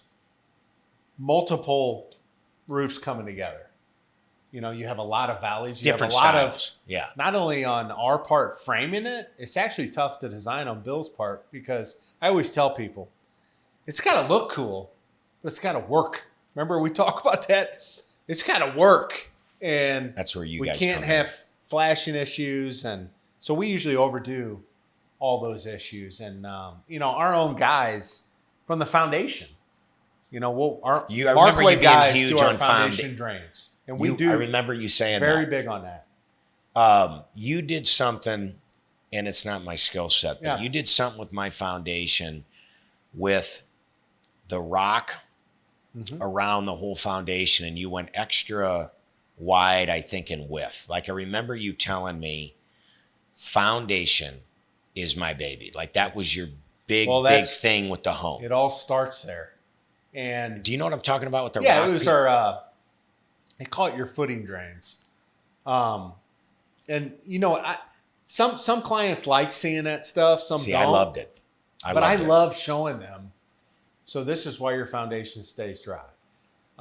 We do. We add our footing drains are very big. I love seeing all that. I loved seeing all that when you walked me through all that with the foundation. All hard pipe, so there's none of that soft pipe anywhere. And our guys do it. Keith, who's been with us for 30 years, who's our labor foreman, and he does most of our drain systems. Yeah. Leads it. Yeah. And he takes so much pride in it. He's so proud of it. It's so awesome. And I never have to worry about it. It's done. And when you say, a lot of people we've built for are like, we've had foundation issues. So you won't. We're going to do this safeguard. So no, you won't. You have my guarantee you won't. And we've had since during the build of the home. Yeah. And since this home has been built, it's only, when I get in here, October of 23, right? Is that what it is? Yeah. Okay. Yeah. So it's not even just a year. Is it year really? and change. Yeah. But when the home was being built, we had some horrible weather. Yeah. And post completion of this house, it's had some tests with weather, man. Oh yeah. And other than that one little thing that you came over at 9 p.m. on Sunday, just a valve. It was a valve that just failed. It happens. Zero. Yeah. And then what did you guys do with the framing? It was something where it was extra sturdy, where it was like metal on the bottom of the frame, and it like connected down into it. It was so. Do you know what I'm talking about? Yeah. So there's a lot of structural walls in this house, which I love seeing. It's kind of tough to. It's a little bit trickier to build because you're tying everything down to the foundation, and you're drilling. That anchor's going in the foundation like 25 inches. Right. So it's not just in there 3 inches. It's 25 inches down, and that's something. I thought that was so cool. It's a lot of people don't get. Like you have to. A lot of people see Markway houses and they're like, "Oh man, it's luxurious," and that, believe me, that excites me. Like I love that. I love it. But I want to say, well, did you see that? Like exactly. You know, did you see that anchor? Like that, that's something. That well, you don't see that on houses. You said you build your houses like a fortress. Yeah. Like fortresses. Yeah. Yeah. And we do. And a lot of times our houses have bunkers, and well, there's an example. We have, right? We adapt during builds, all our projects. I have yet, and I will never have in my whole career, a project that starts as a blueprint and ends just as a blueprint. Yeah. They always Nick, evolve. Yeah. I think you were walking through with one of your buddies one day during right when the foundation went in, and the bunker room. Yeah, and I think somebody mentioned a bunker, and he was like, what do you think? I said, not a bad idea. Let's do it. If we're going to do it, we need to do it now because we're getting ready to pour the next pour. And we did. And we poured a bunker, and what a great, thing to have. Yeah. Like, it's something, that's an old school thing too, right? Yeah. You go down to these World's Fair homes that we've done historical renovations on. Those things are built like fortresses, and they have bunkers, So when I think about building something, I think about building it timeless. So if you look back on the way they built things back in the 1900s, they did it right. It's unbelievable. They did it right. I know they did. If they did something a certain way, that's something we should consider doing. Yeah. They didn't build those World Fair homes down in Lindell to fall down. Yeah, those are incredible. And I've been lucky through my career to be in them and see some of the engineering, and all those ideas kind of stick with you. I noticed too, your houses, they're all different, like all really, different. really different styles. Yeah. And even this house, there's like a lot of different rooms. Like we talked about this room, but then think about that loft room that I said, hey man, I want it to seem like it's an old cabin. Yeah. That's been there. Yeah. So here it's like we're in this Roman church, right? Right. Up there, it's like we're in this Montana cabin, but back in the day, because you did something. Chinking. Exactly. So that's the thing. Like you offered those damn ideas. So when we built Streth Albin's room, right? I was a carpenter at the time, and we uncovered. If you've been out there, and some of the people watching have seen it, have been out there, but there's a log cabin in the middle of the building, basically. Yeah. And original, and we restored it, and we chinked it. And chinking is what the term is used for. The plaster material that goes in between the logs, which keeps weather out and keeps it. Exactly. So that's a real term, chinking. That's how they used to do it. And what they used to do too is they stuff rocks in there, and then that would be shims, and then they chink it, and it holds the rocks in place. That's what holds the logs in place. So I've built a log cabin from the ground up. Not a new one. I've restored 1,800 log cabins, so I know how they did it. And what we did upstairs is we brought that same, I love it, the same details. And we didn't just, I don't know if you remember this, but we didn't just throw the chinking in. It sloped on an angle. Exactly. Because that's how they did it. Yeah. So such a simple detail. And then how about the ceiling?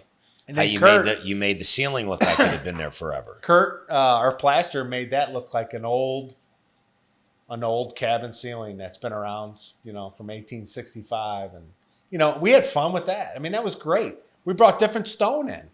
Amanda, my my stone guru from Earthworks. We found that stone for. We went out there in the field, and that was for that fireplace. And speaking of stone, I How call about it the weight of the one in the TV. Oh, but the veneer, just your veneer. I call it the Nick mix, and I don't. I told Amanda this, and Amanda, you better stick to your word. That is we have a patent on that mix. And several people have asked her, drove by the house and said, we want that mix. And I said, no, Amanda, don't tell them. So what a beautiful mix. How about the way you installed that piece? Is it the mantle or in the TV room? Yeah. What was the weight of that? Me and Nick, we drove down to Perryville and picked those slabs out. I remember we went stones. Yeah, and walked out in the field and walking all over the place and picking different stones out. Yeah. The one I picked out. We had to leave windows out because you can't manually lift those stones. We had machines that we had to leave windows out of the house to get it in, right? To get them in. And but wow, I mean, but all those little things, man. It's little details like that. And I told Nick too, it might get to our ego, me and Nate's ego, but we like all our houses to be different. I don't want ever to look like I'm copying off another house. I want everybody, when you walk in a Markway home, and people have heard me say this, but I just want it to be unique. If you pay the money for a Bentley, you should have the baddest Bentley and the most unique Bentley. So somebody gets in your Bentley, like, oh, that's cool, that's different. Yeah, that's the way I look at it. And usually some of those things happen during the blueprint drawings, but some of them don't. Yeah. Some of them happen organically during the design. Yours, we got several. Did you know you were going to be my landscape designer when you first started? But I had fun doing that.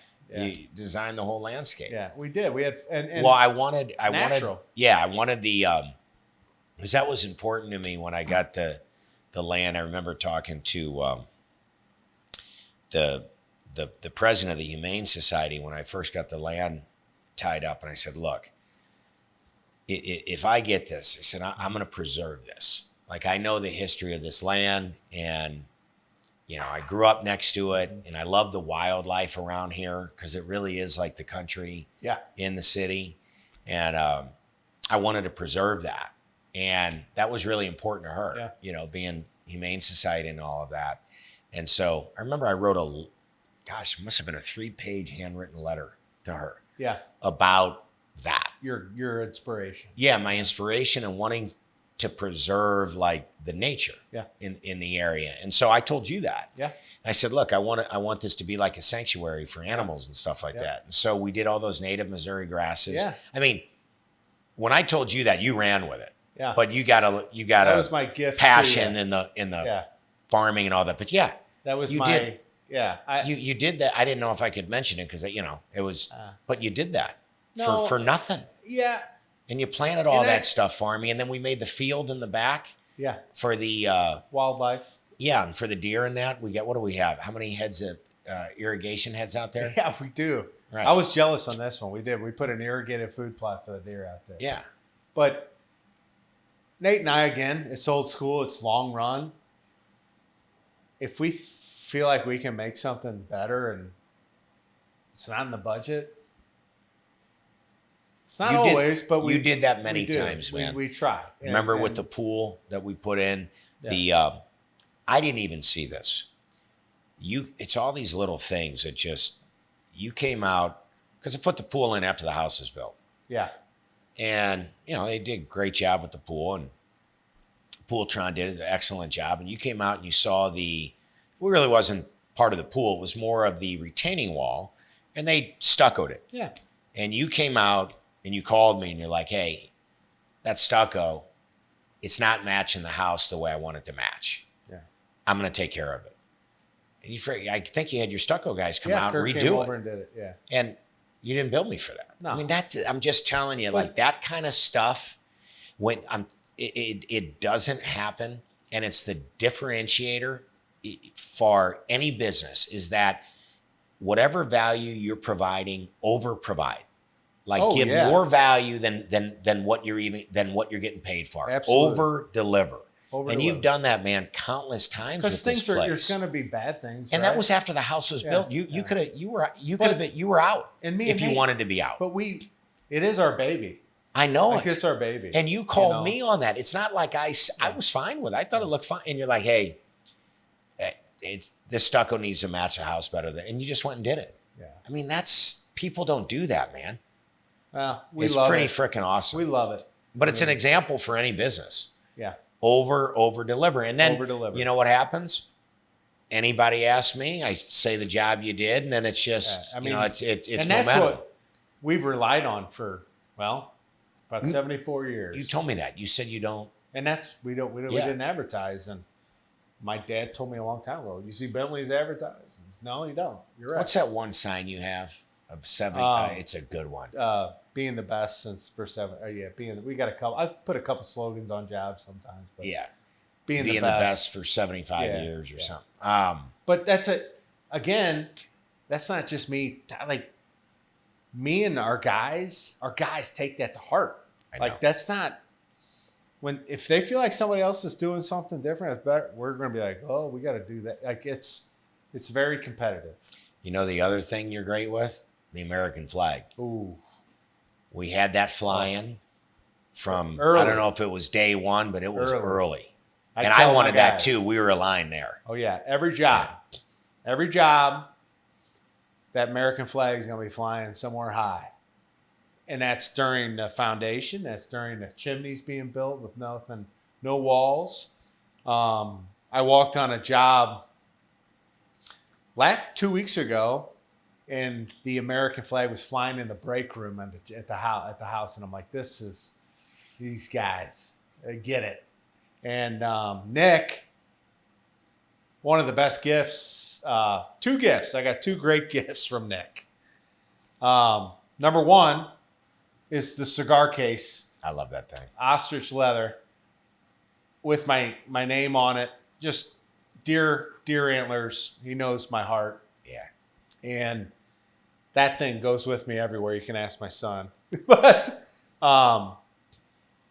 then he gave me an American flag that I just, you get busy, and I just put it up 2 weeks ago. Yeah. And you text me about it. It flies so well. Yeah. And I replaced the one that was kind of getting old and put that one up. And American flag, it's a special place in my heart with my dad and soldiers and me and Nate are our biggest charity at Markway Construction is the JCS Foundation, Joshua Chamberlain. And Explain what they do, man. It's incredible. So it started in St. Louis, based started by my real good friend Matt Cutler, and we adopt one severely wounded veteran a year. And what separates us, we adopt them for life. So throughout this veteran's life, this kid, some of our veterans are missing arms, legs, some are paralyzed, some are, a couple are deceased, and we take care of their families. But it's for life. And Matt Cutler had such a great vision for this. That's the difference. So we're based out of St. Louis. We have a chapter in Houston that just opened a couple years ago, and we have a new chapter in Nashville. And what you do for those guys is everything. Awesome, man. Because I went to your event last year or this year. Yeah, and man, I was so impressed what you do for them. They're great guys, man. And you take them personally hunting on your property, don't you? Up until this year, it's only been wounded vets that have hunted on our farm besides us. And that's no joke, the whitetail you got on that property. Yeah, that's our pride and joy. Yeah. Pride and joy. And I will say this, it is the world record was killed next door. Next door. 240-inch whitetail.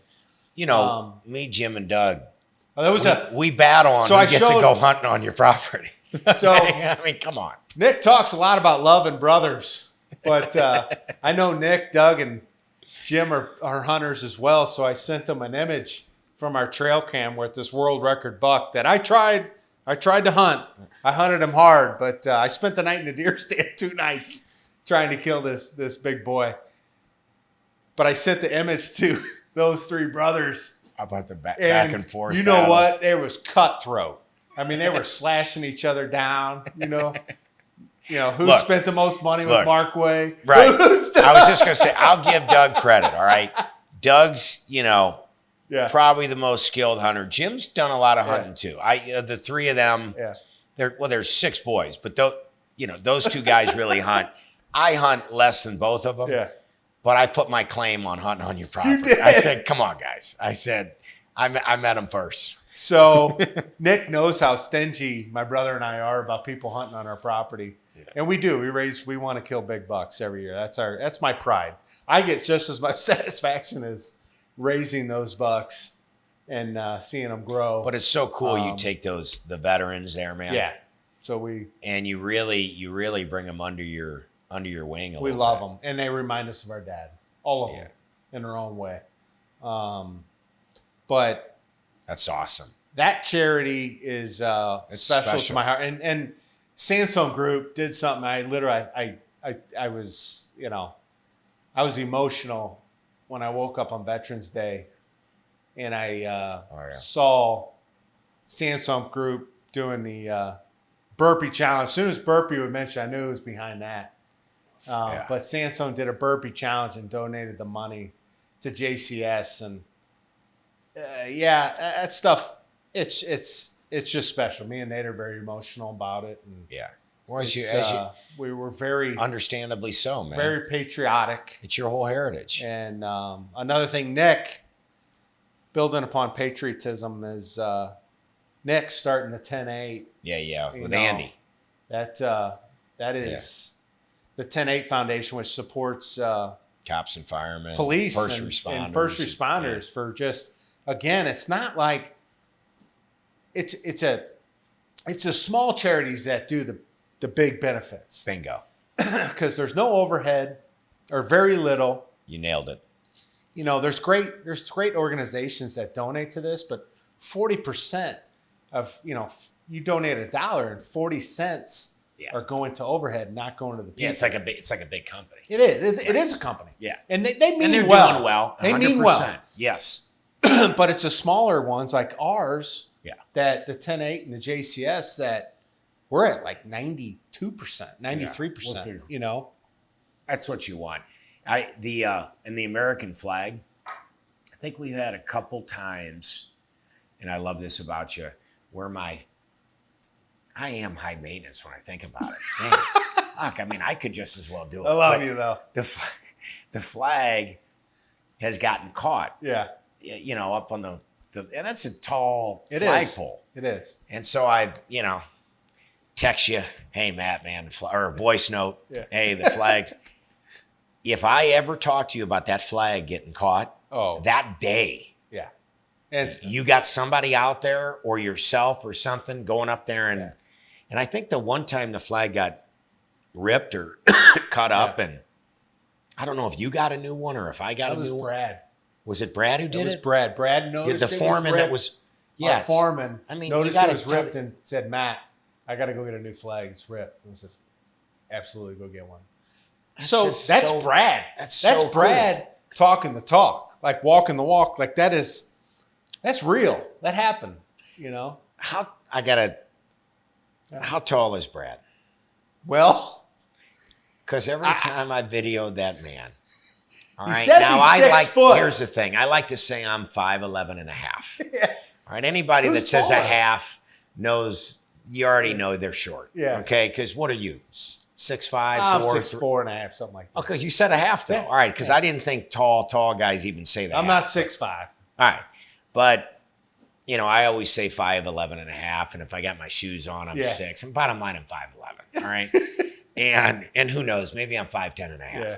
But I would video the home as it was getting built because I was so proud of it. Like all those little things, the foundation and the rock and the what you're talking about, or all those things that I don't have a clue about, but I loved it.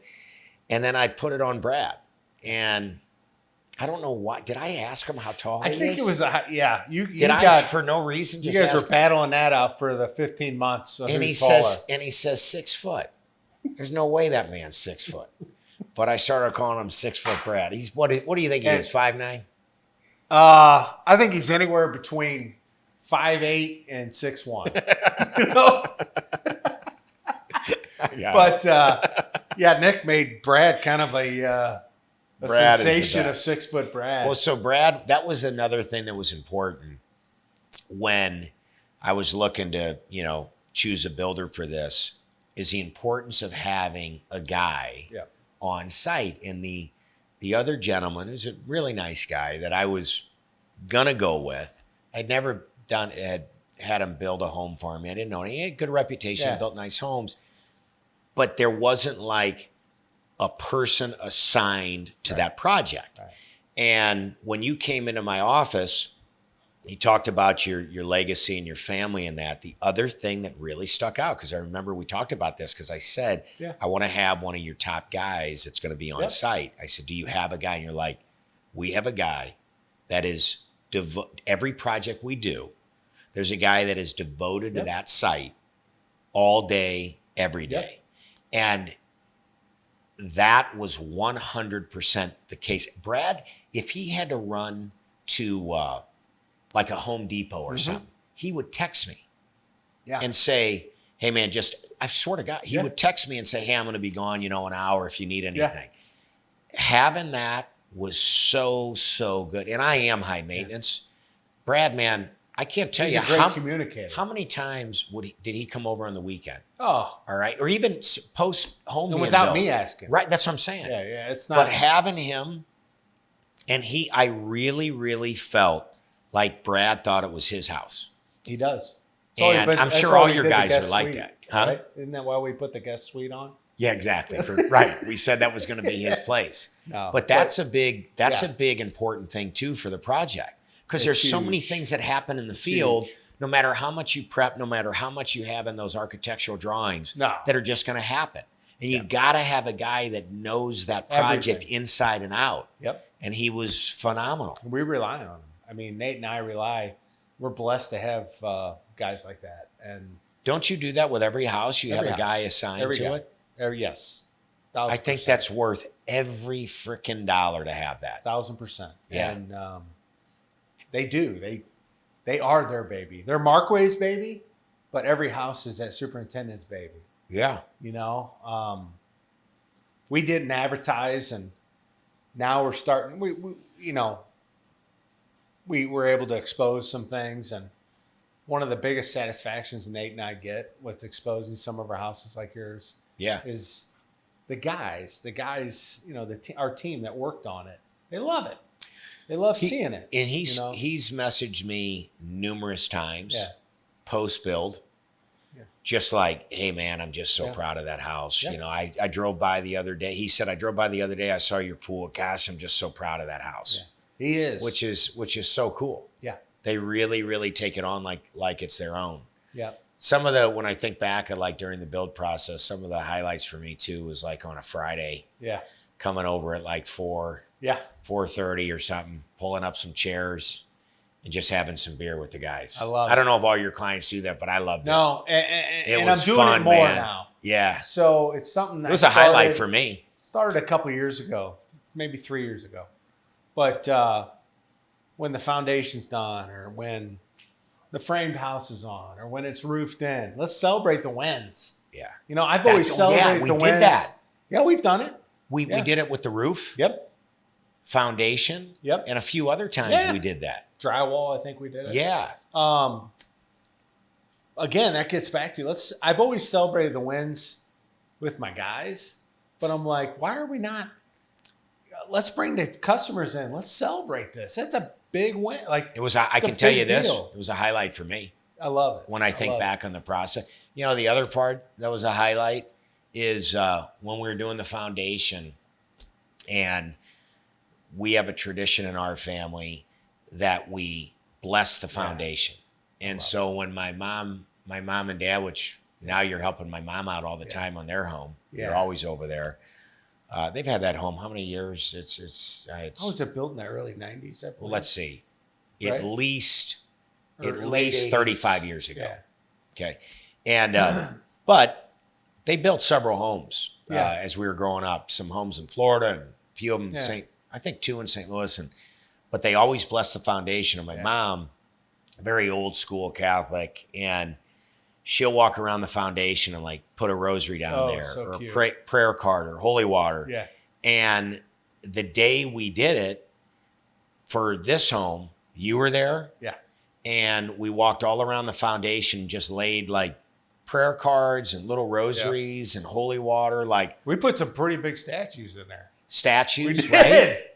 And you helped with that. And then we took some pictures. It was me and you and my mom, then my mom and I. That was another highlight, but you made sure you were there for that. Well, and that stood I out think for it's me. great. I raised a Catholic boy. Yeah. You know, I thought that was special. And your mom is as cute as they come. Yeah. You know, and your mom is feisty too, because she wouldn't take any help getting Remember down. that? I mean, I was a nervous wreck because She's about 90 years old. 90 years old, and it's a huge rough foundation. walking. Yeah, and it was it's a big foundation and deep getting her down there, and she was cute. She would not accept a hand, or she took her time and she placed them all in every corner. So, and you guys drove around on the side by side. Yeah, Brad was there too. Oh yeah, a couple times. He drove her around. Yes, and you guys were such gentlemen with her, and you just handled it really. That was a highlight for me. But you know what, Nick? It's not like I love being around people like that. Like your mom's seen a lot. Yeah. You know, I mean, but raised a hell of a family, and you like you absorb that like that. Yeah, she's you like sweet. being a part of that though. Yeah, you like being a part of those highlights. For me, I was the customer, I was the client, and you wanted to be a part of that stuff. Absolutely, and it was freaking cool. And it's a big deal. Like you're building a big house. It's a big investment. This is your history. This is. You know what Brad did? You know what Brad did? He found and this was his idea. Yeah. He found a horseshoe. I do remember that. It's little things, man. An old antique horseshoe we found excavating, and now that horseshoe is hanging centered on the loft, right? Yeah. In the cabin room. I love it. He did that. That's all Brad. And I didn't even know that. He told me about the horseshoe, and then he said, he goes, let me think of a place of where to incorporate that into the house. Yeah. And then he called me over one day, and he goes, you see the horseshoe? And I looked up, and it was on the, because we went back and forth whether we were going to do the loft. Yeah. And whether we were going to have it open or not. Yeah. Remember I was thinking about closing it off? And he put it dead center over the loft, and I was just like, that's incredible. You know what's a great story about that, though? He's like, me and him had a discussion about it. He said, Matt, you got to do some research. Like, what's I don't want to curse this place. Like, whether it's up or down, right? I remember. And we hung it. And I did research at the office. And I'm like, it's got to be this way. But don't call us superstitious at all. But, and I remember we hung it. And the first thing Nick said, that is awesome. The second thing he said, that's hung the correct way, right? Right. It is. So, but then, and what else you guys did along those lines on the personalization? The wood, the beams. Yeah. It came from the hill, right? Some of them came from the hill.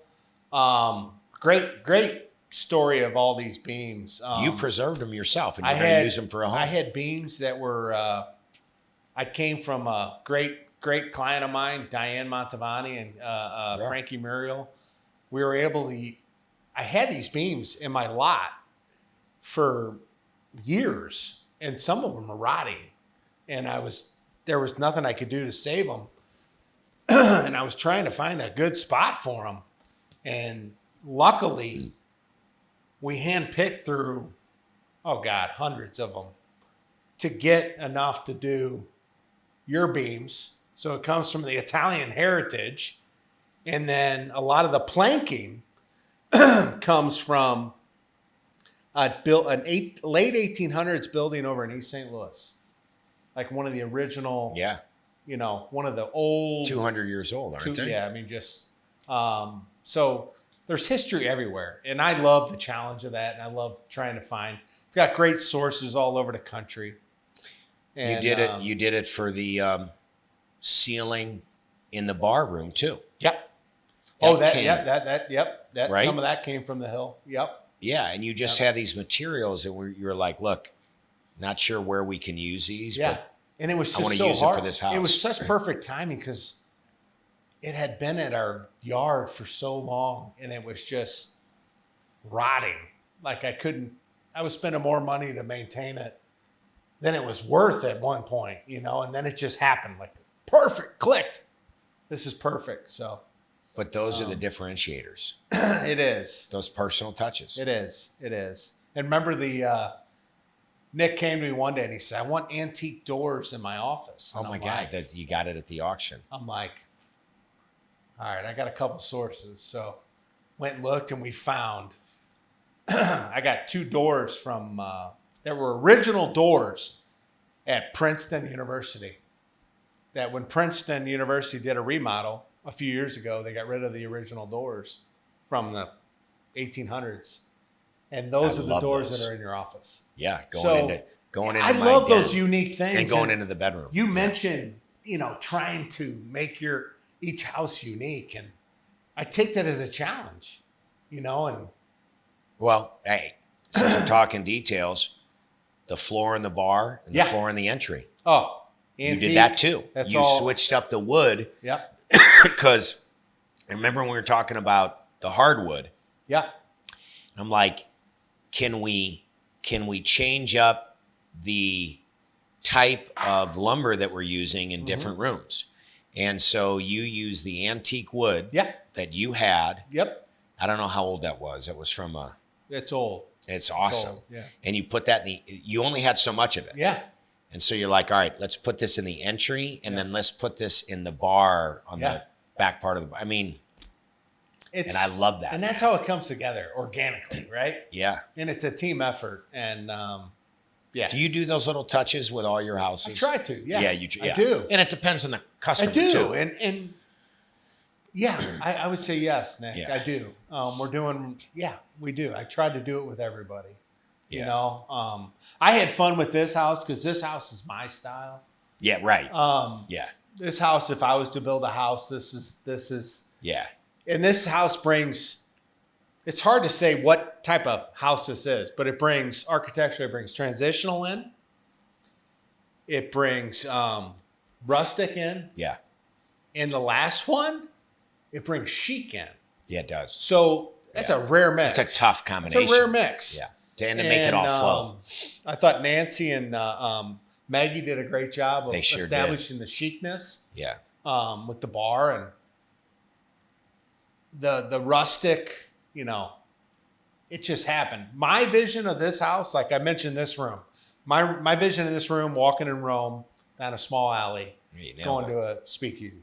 My vision for the house, I knew the history of Huntley because we've built in Huntley. Yeah, we talked. I knew the history of Huntley is Anheuser-Busch, the hunting grounds of the Anheuser-Busch family. What a cool history. Like, that is fascinating to me. Me too. So what I wanted Nick's house to be, my vision, was to be the hunting lodge on Huntley. Yeah.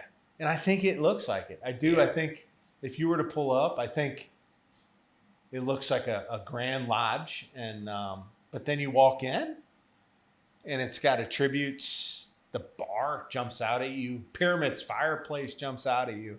I mean, every direction.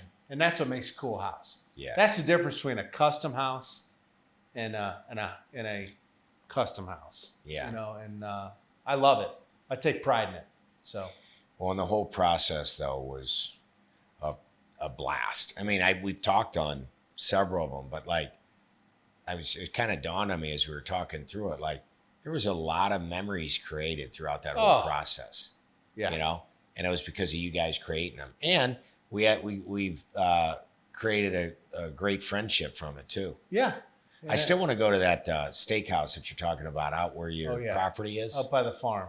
Yeah. Hagel 1891. We got to go there, man. We got to go there. But me and Nick, we're going to, August, I'm taking Nick down to my gator hunting grounds. We're going to kill a gator and get Nick some boots made. Now, that's a good thing when you kill a gator and get boots made out of your gator. Have you done that? I'm waiting for my boots. Yes, I have. Wow. It takes a little bit, but yeah, time. Did you go? Okay. He's the one that got me the inside connection, though. Is he going with us on this next No, one? he's playing football at that time. Got it. We're going to sneak out during the week, and then I'll go see him play Saturday. So when in the year do we do that? Is that a summer thing? Early fall. It's an early fall. Do The you do it with Gator a pistol season or a is very- knife or a like? What? All different. I don't know Okay. what they're going to have us do. That's So what the fun part is. Oh my God! So my wait a buddy minute. who's down there, he It's actually, Louisiana, right? Louisiana, All in the bayou.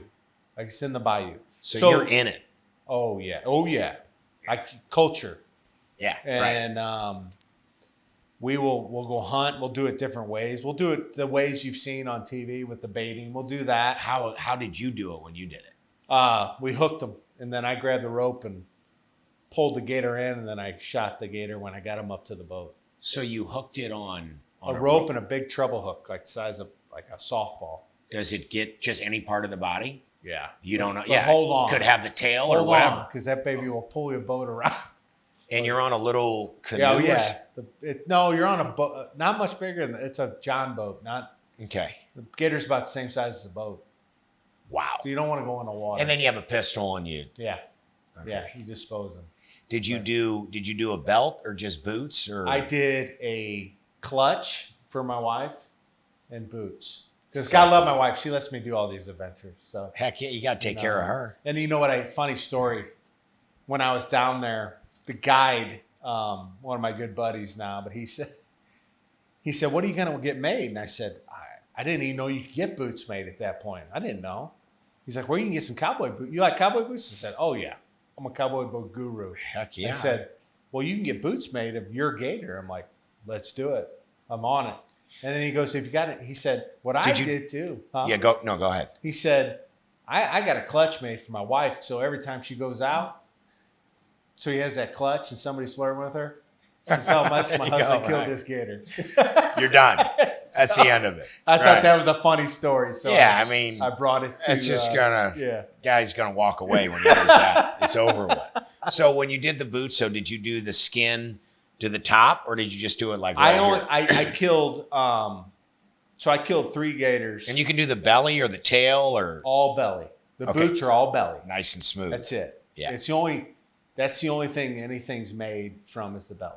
Oh, Which I learned. And it Okay. takes about 1 6-foot gator to make 1 boot.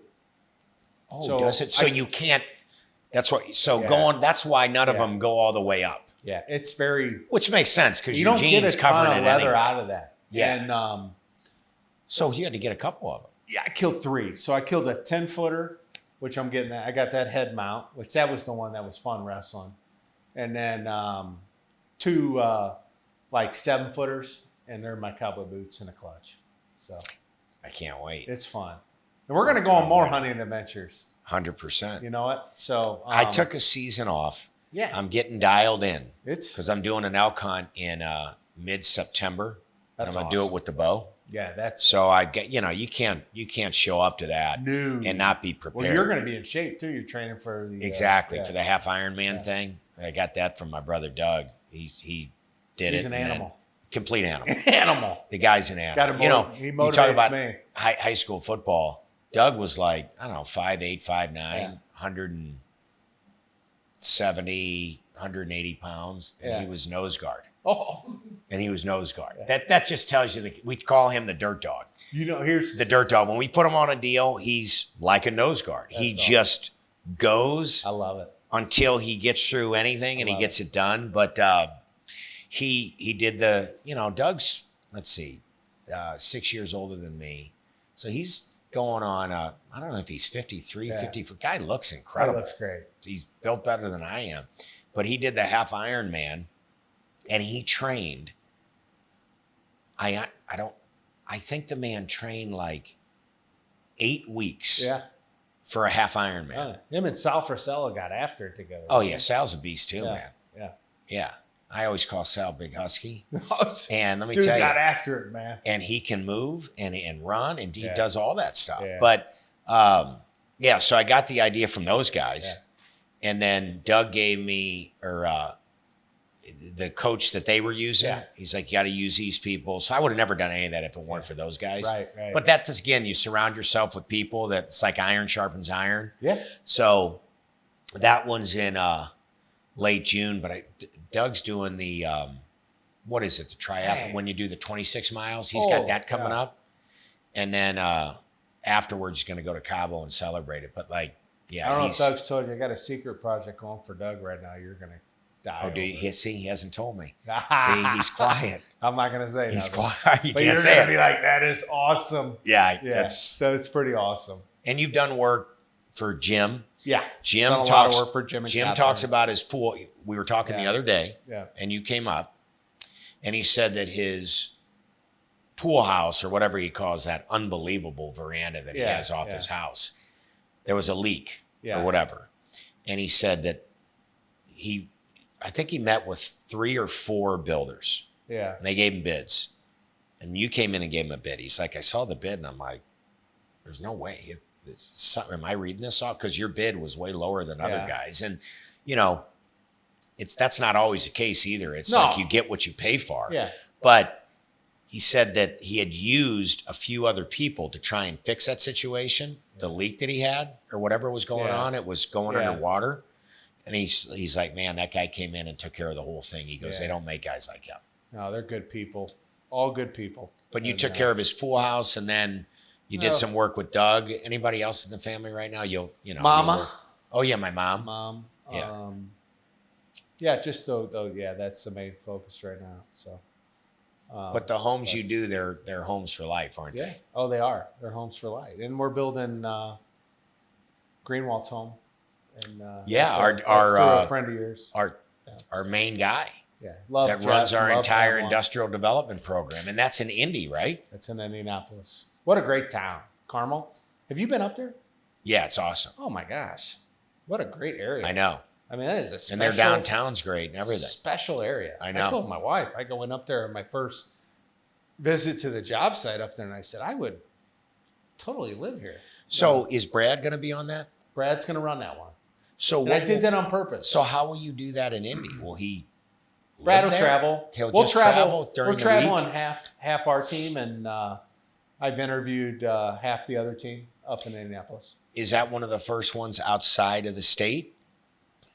Like, is that something you want to do? But it's something we're getting more aggressive about. We've done them. Kind We've of done them in expanding. Charlevoix, Michigan, and Ohio, and now Indianapolis, and now we're slowly moving into the Nashville and you are okay. Nashville and Louisville market.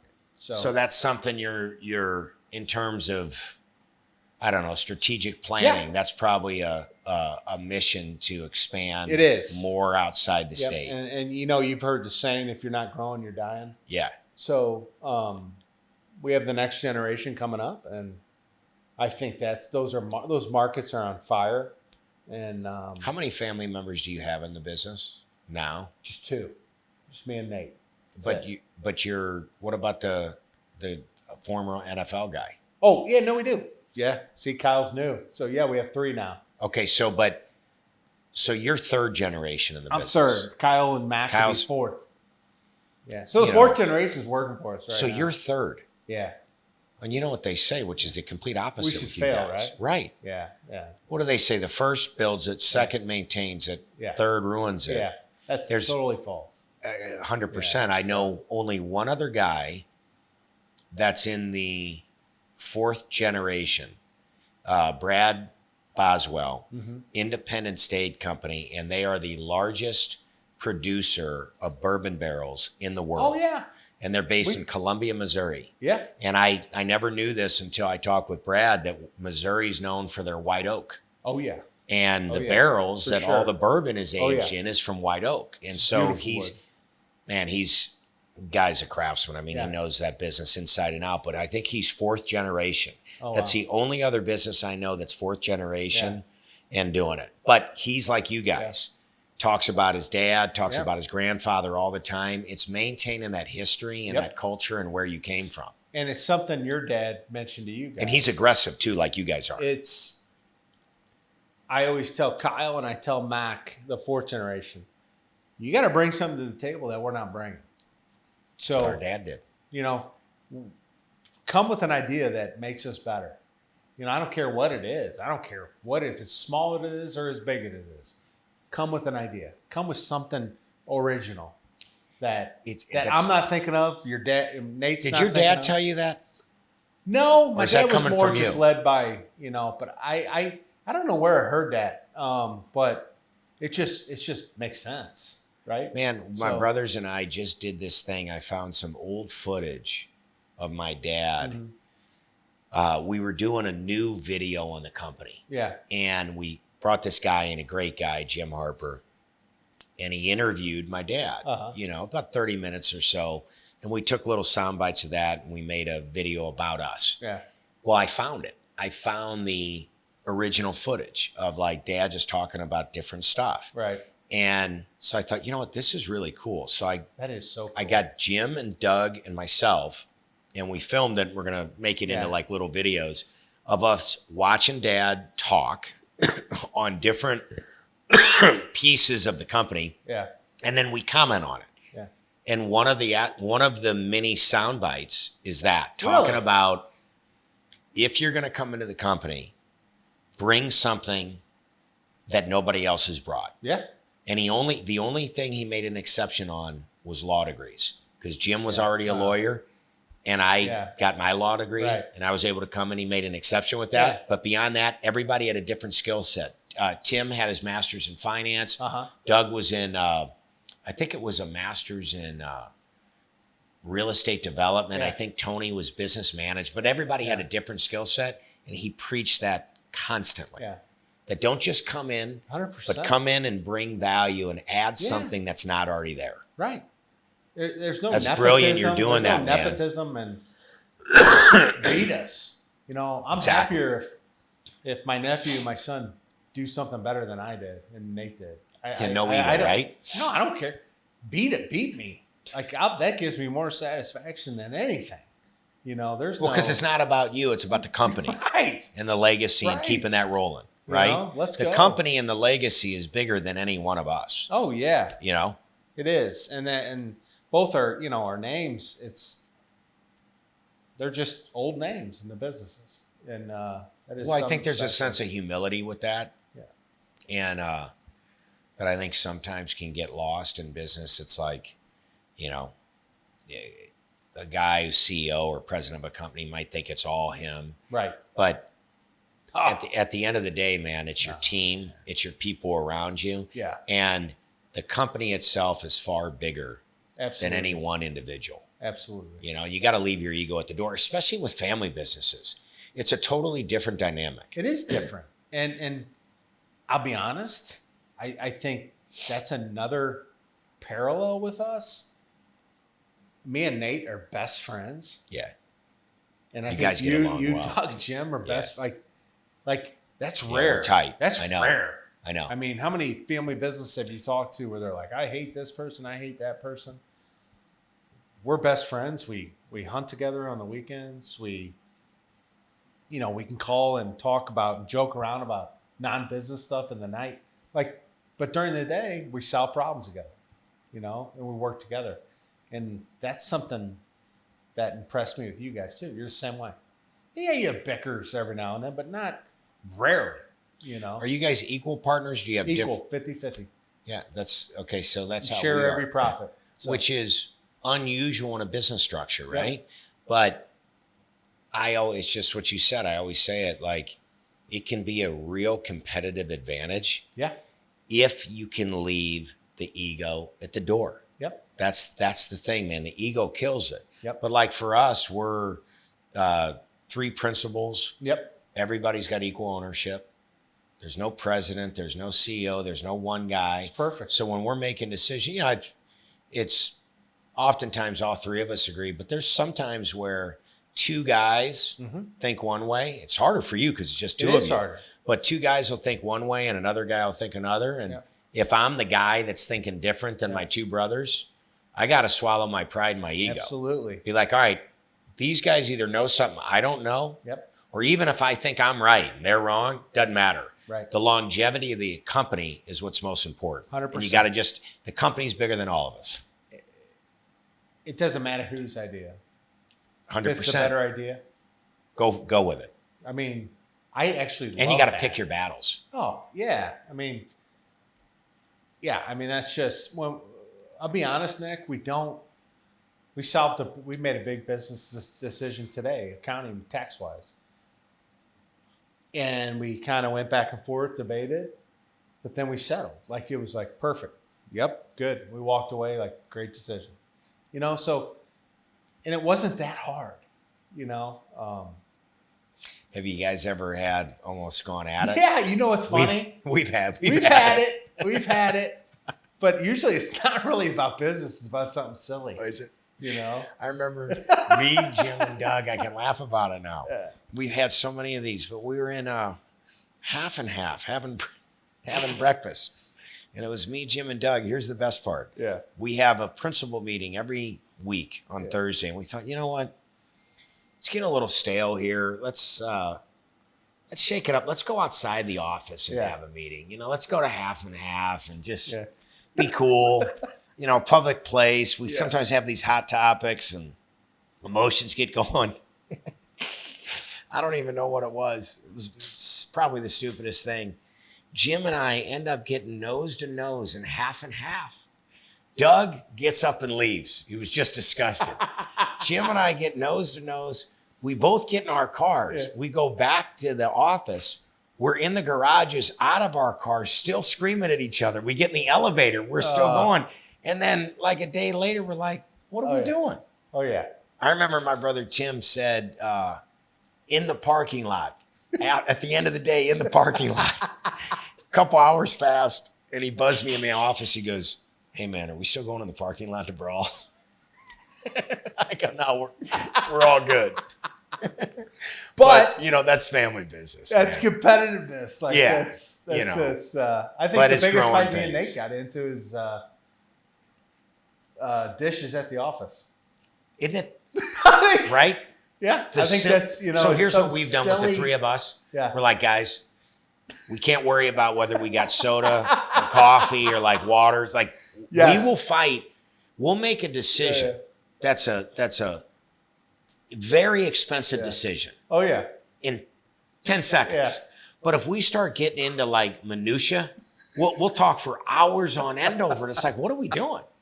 Oh, man, that's so similar. Yeah. Oh, right? God. It's just family business. So home. It is. Yeah. It is. But overall, it's I wouldn't have it any other way, though. No. Yeah, it's special, man. Well, you got a special company, and it's you do special work. And God, what a great project, and great getting to know you and becoming friends for life. And just that's how it works. Yeah, so. I love having us. By the way, this cigar you gave me, it's good. Absolutely incredible. The first one I had to keep relighting. This one was unreal. Yeah. I enjoyed this, man. This was cool. Good stuff. Yeah. Good stuff.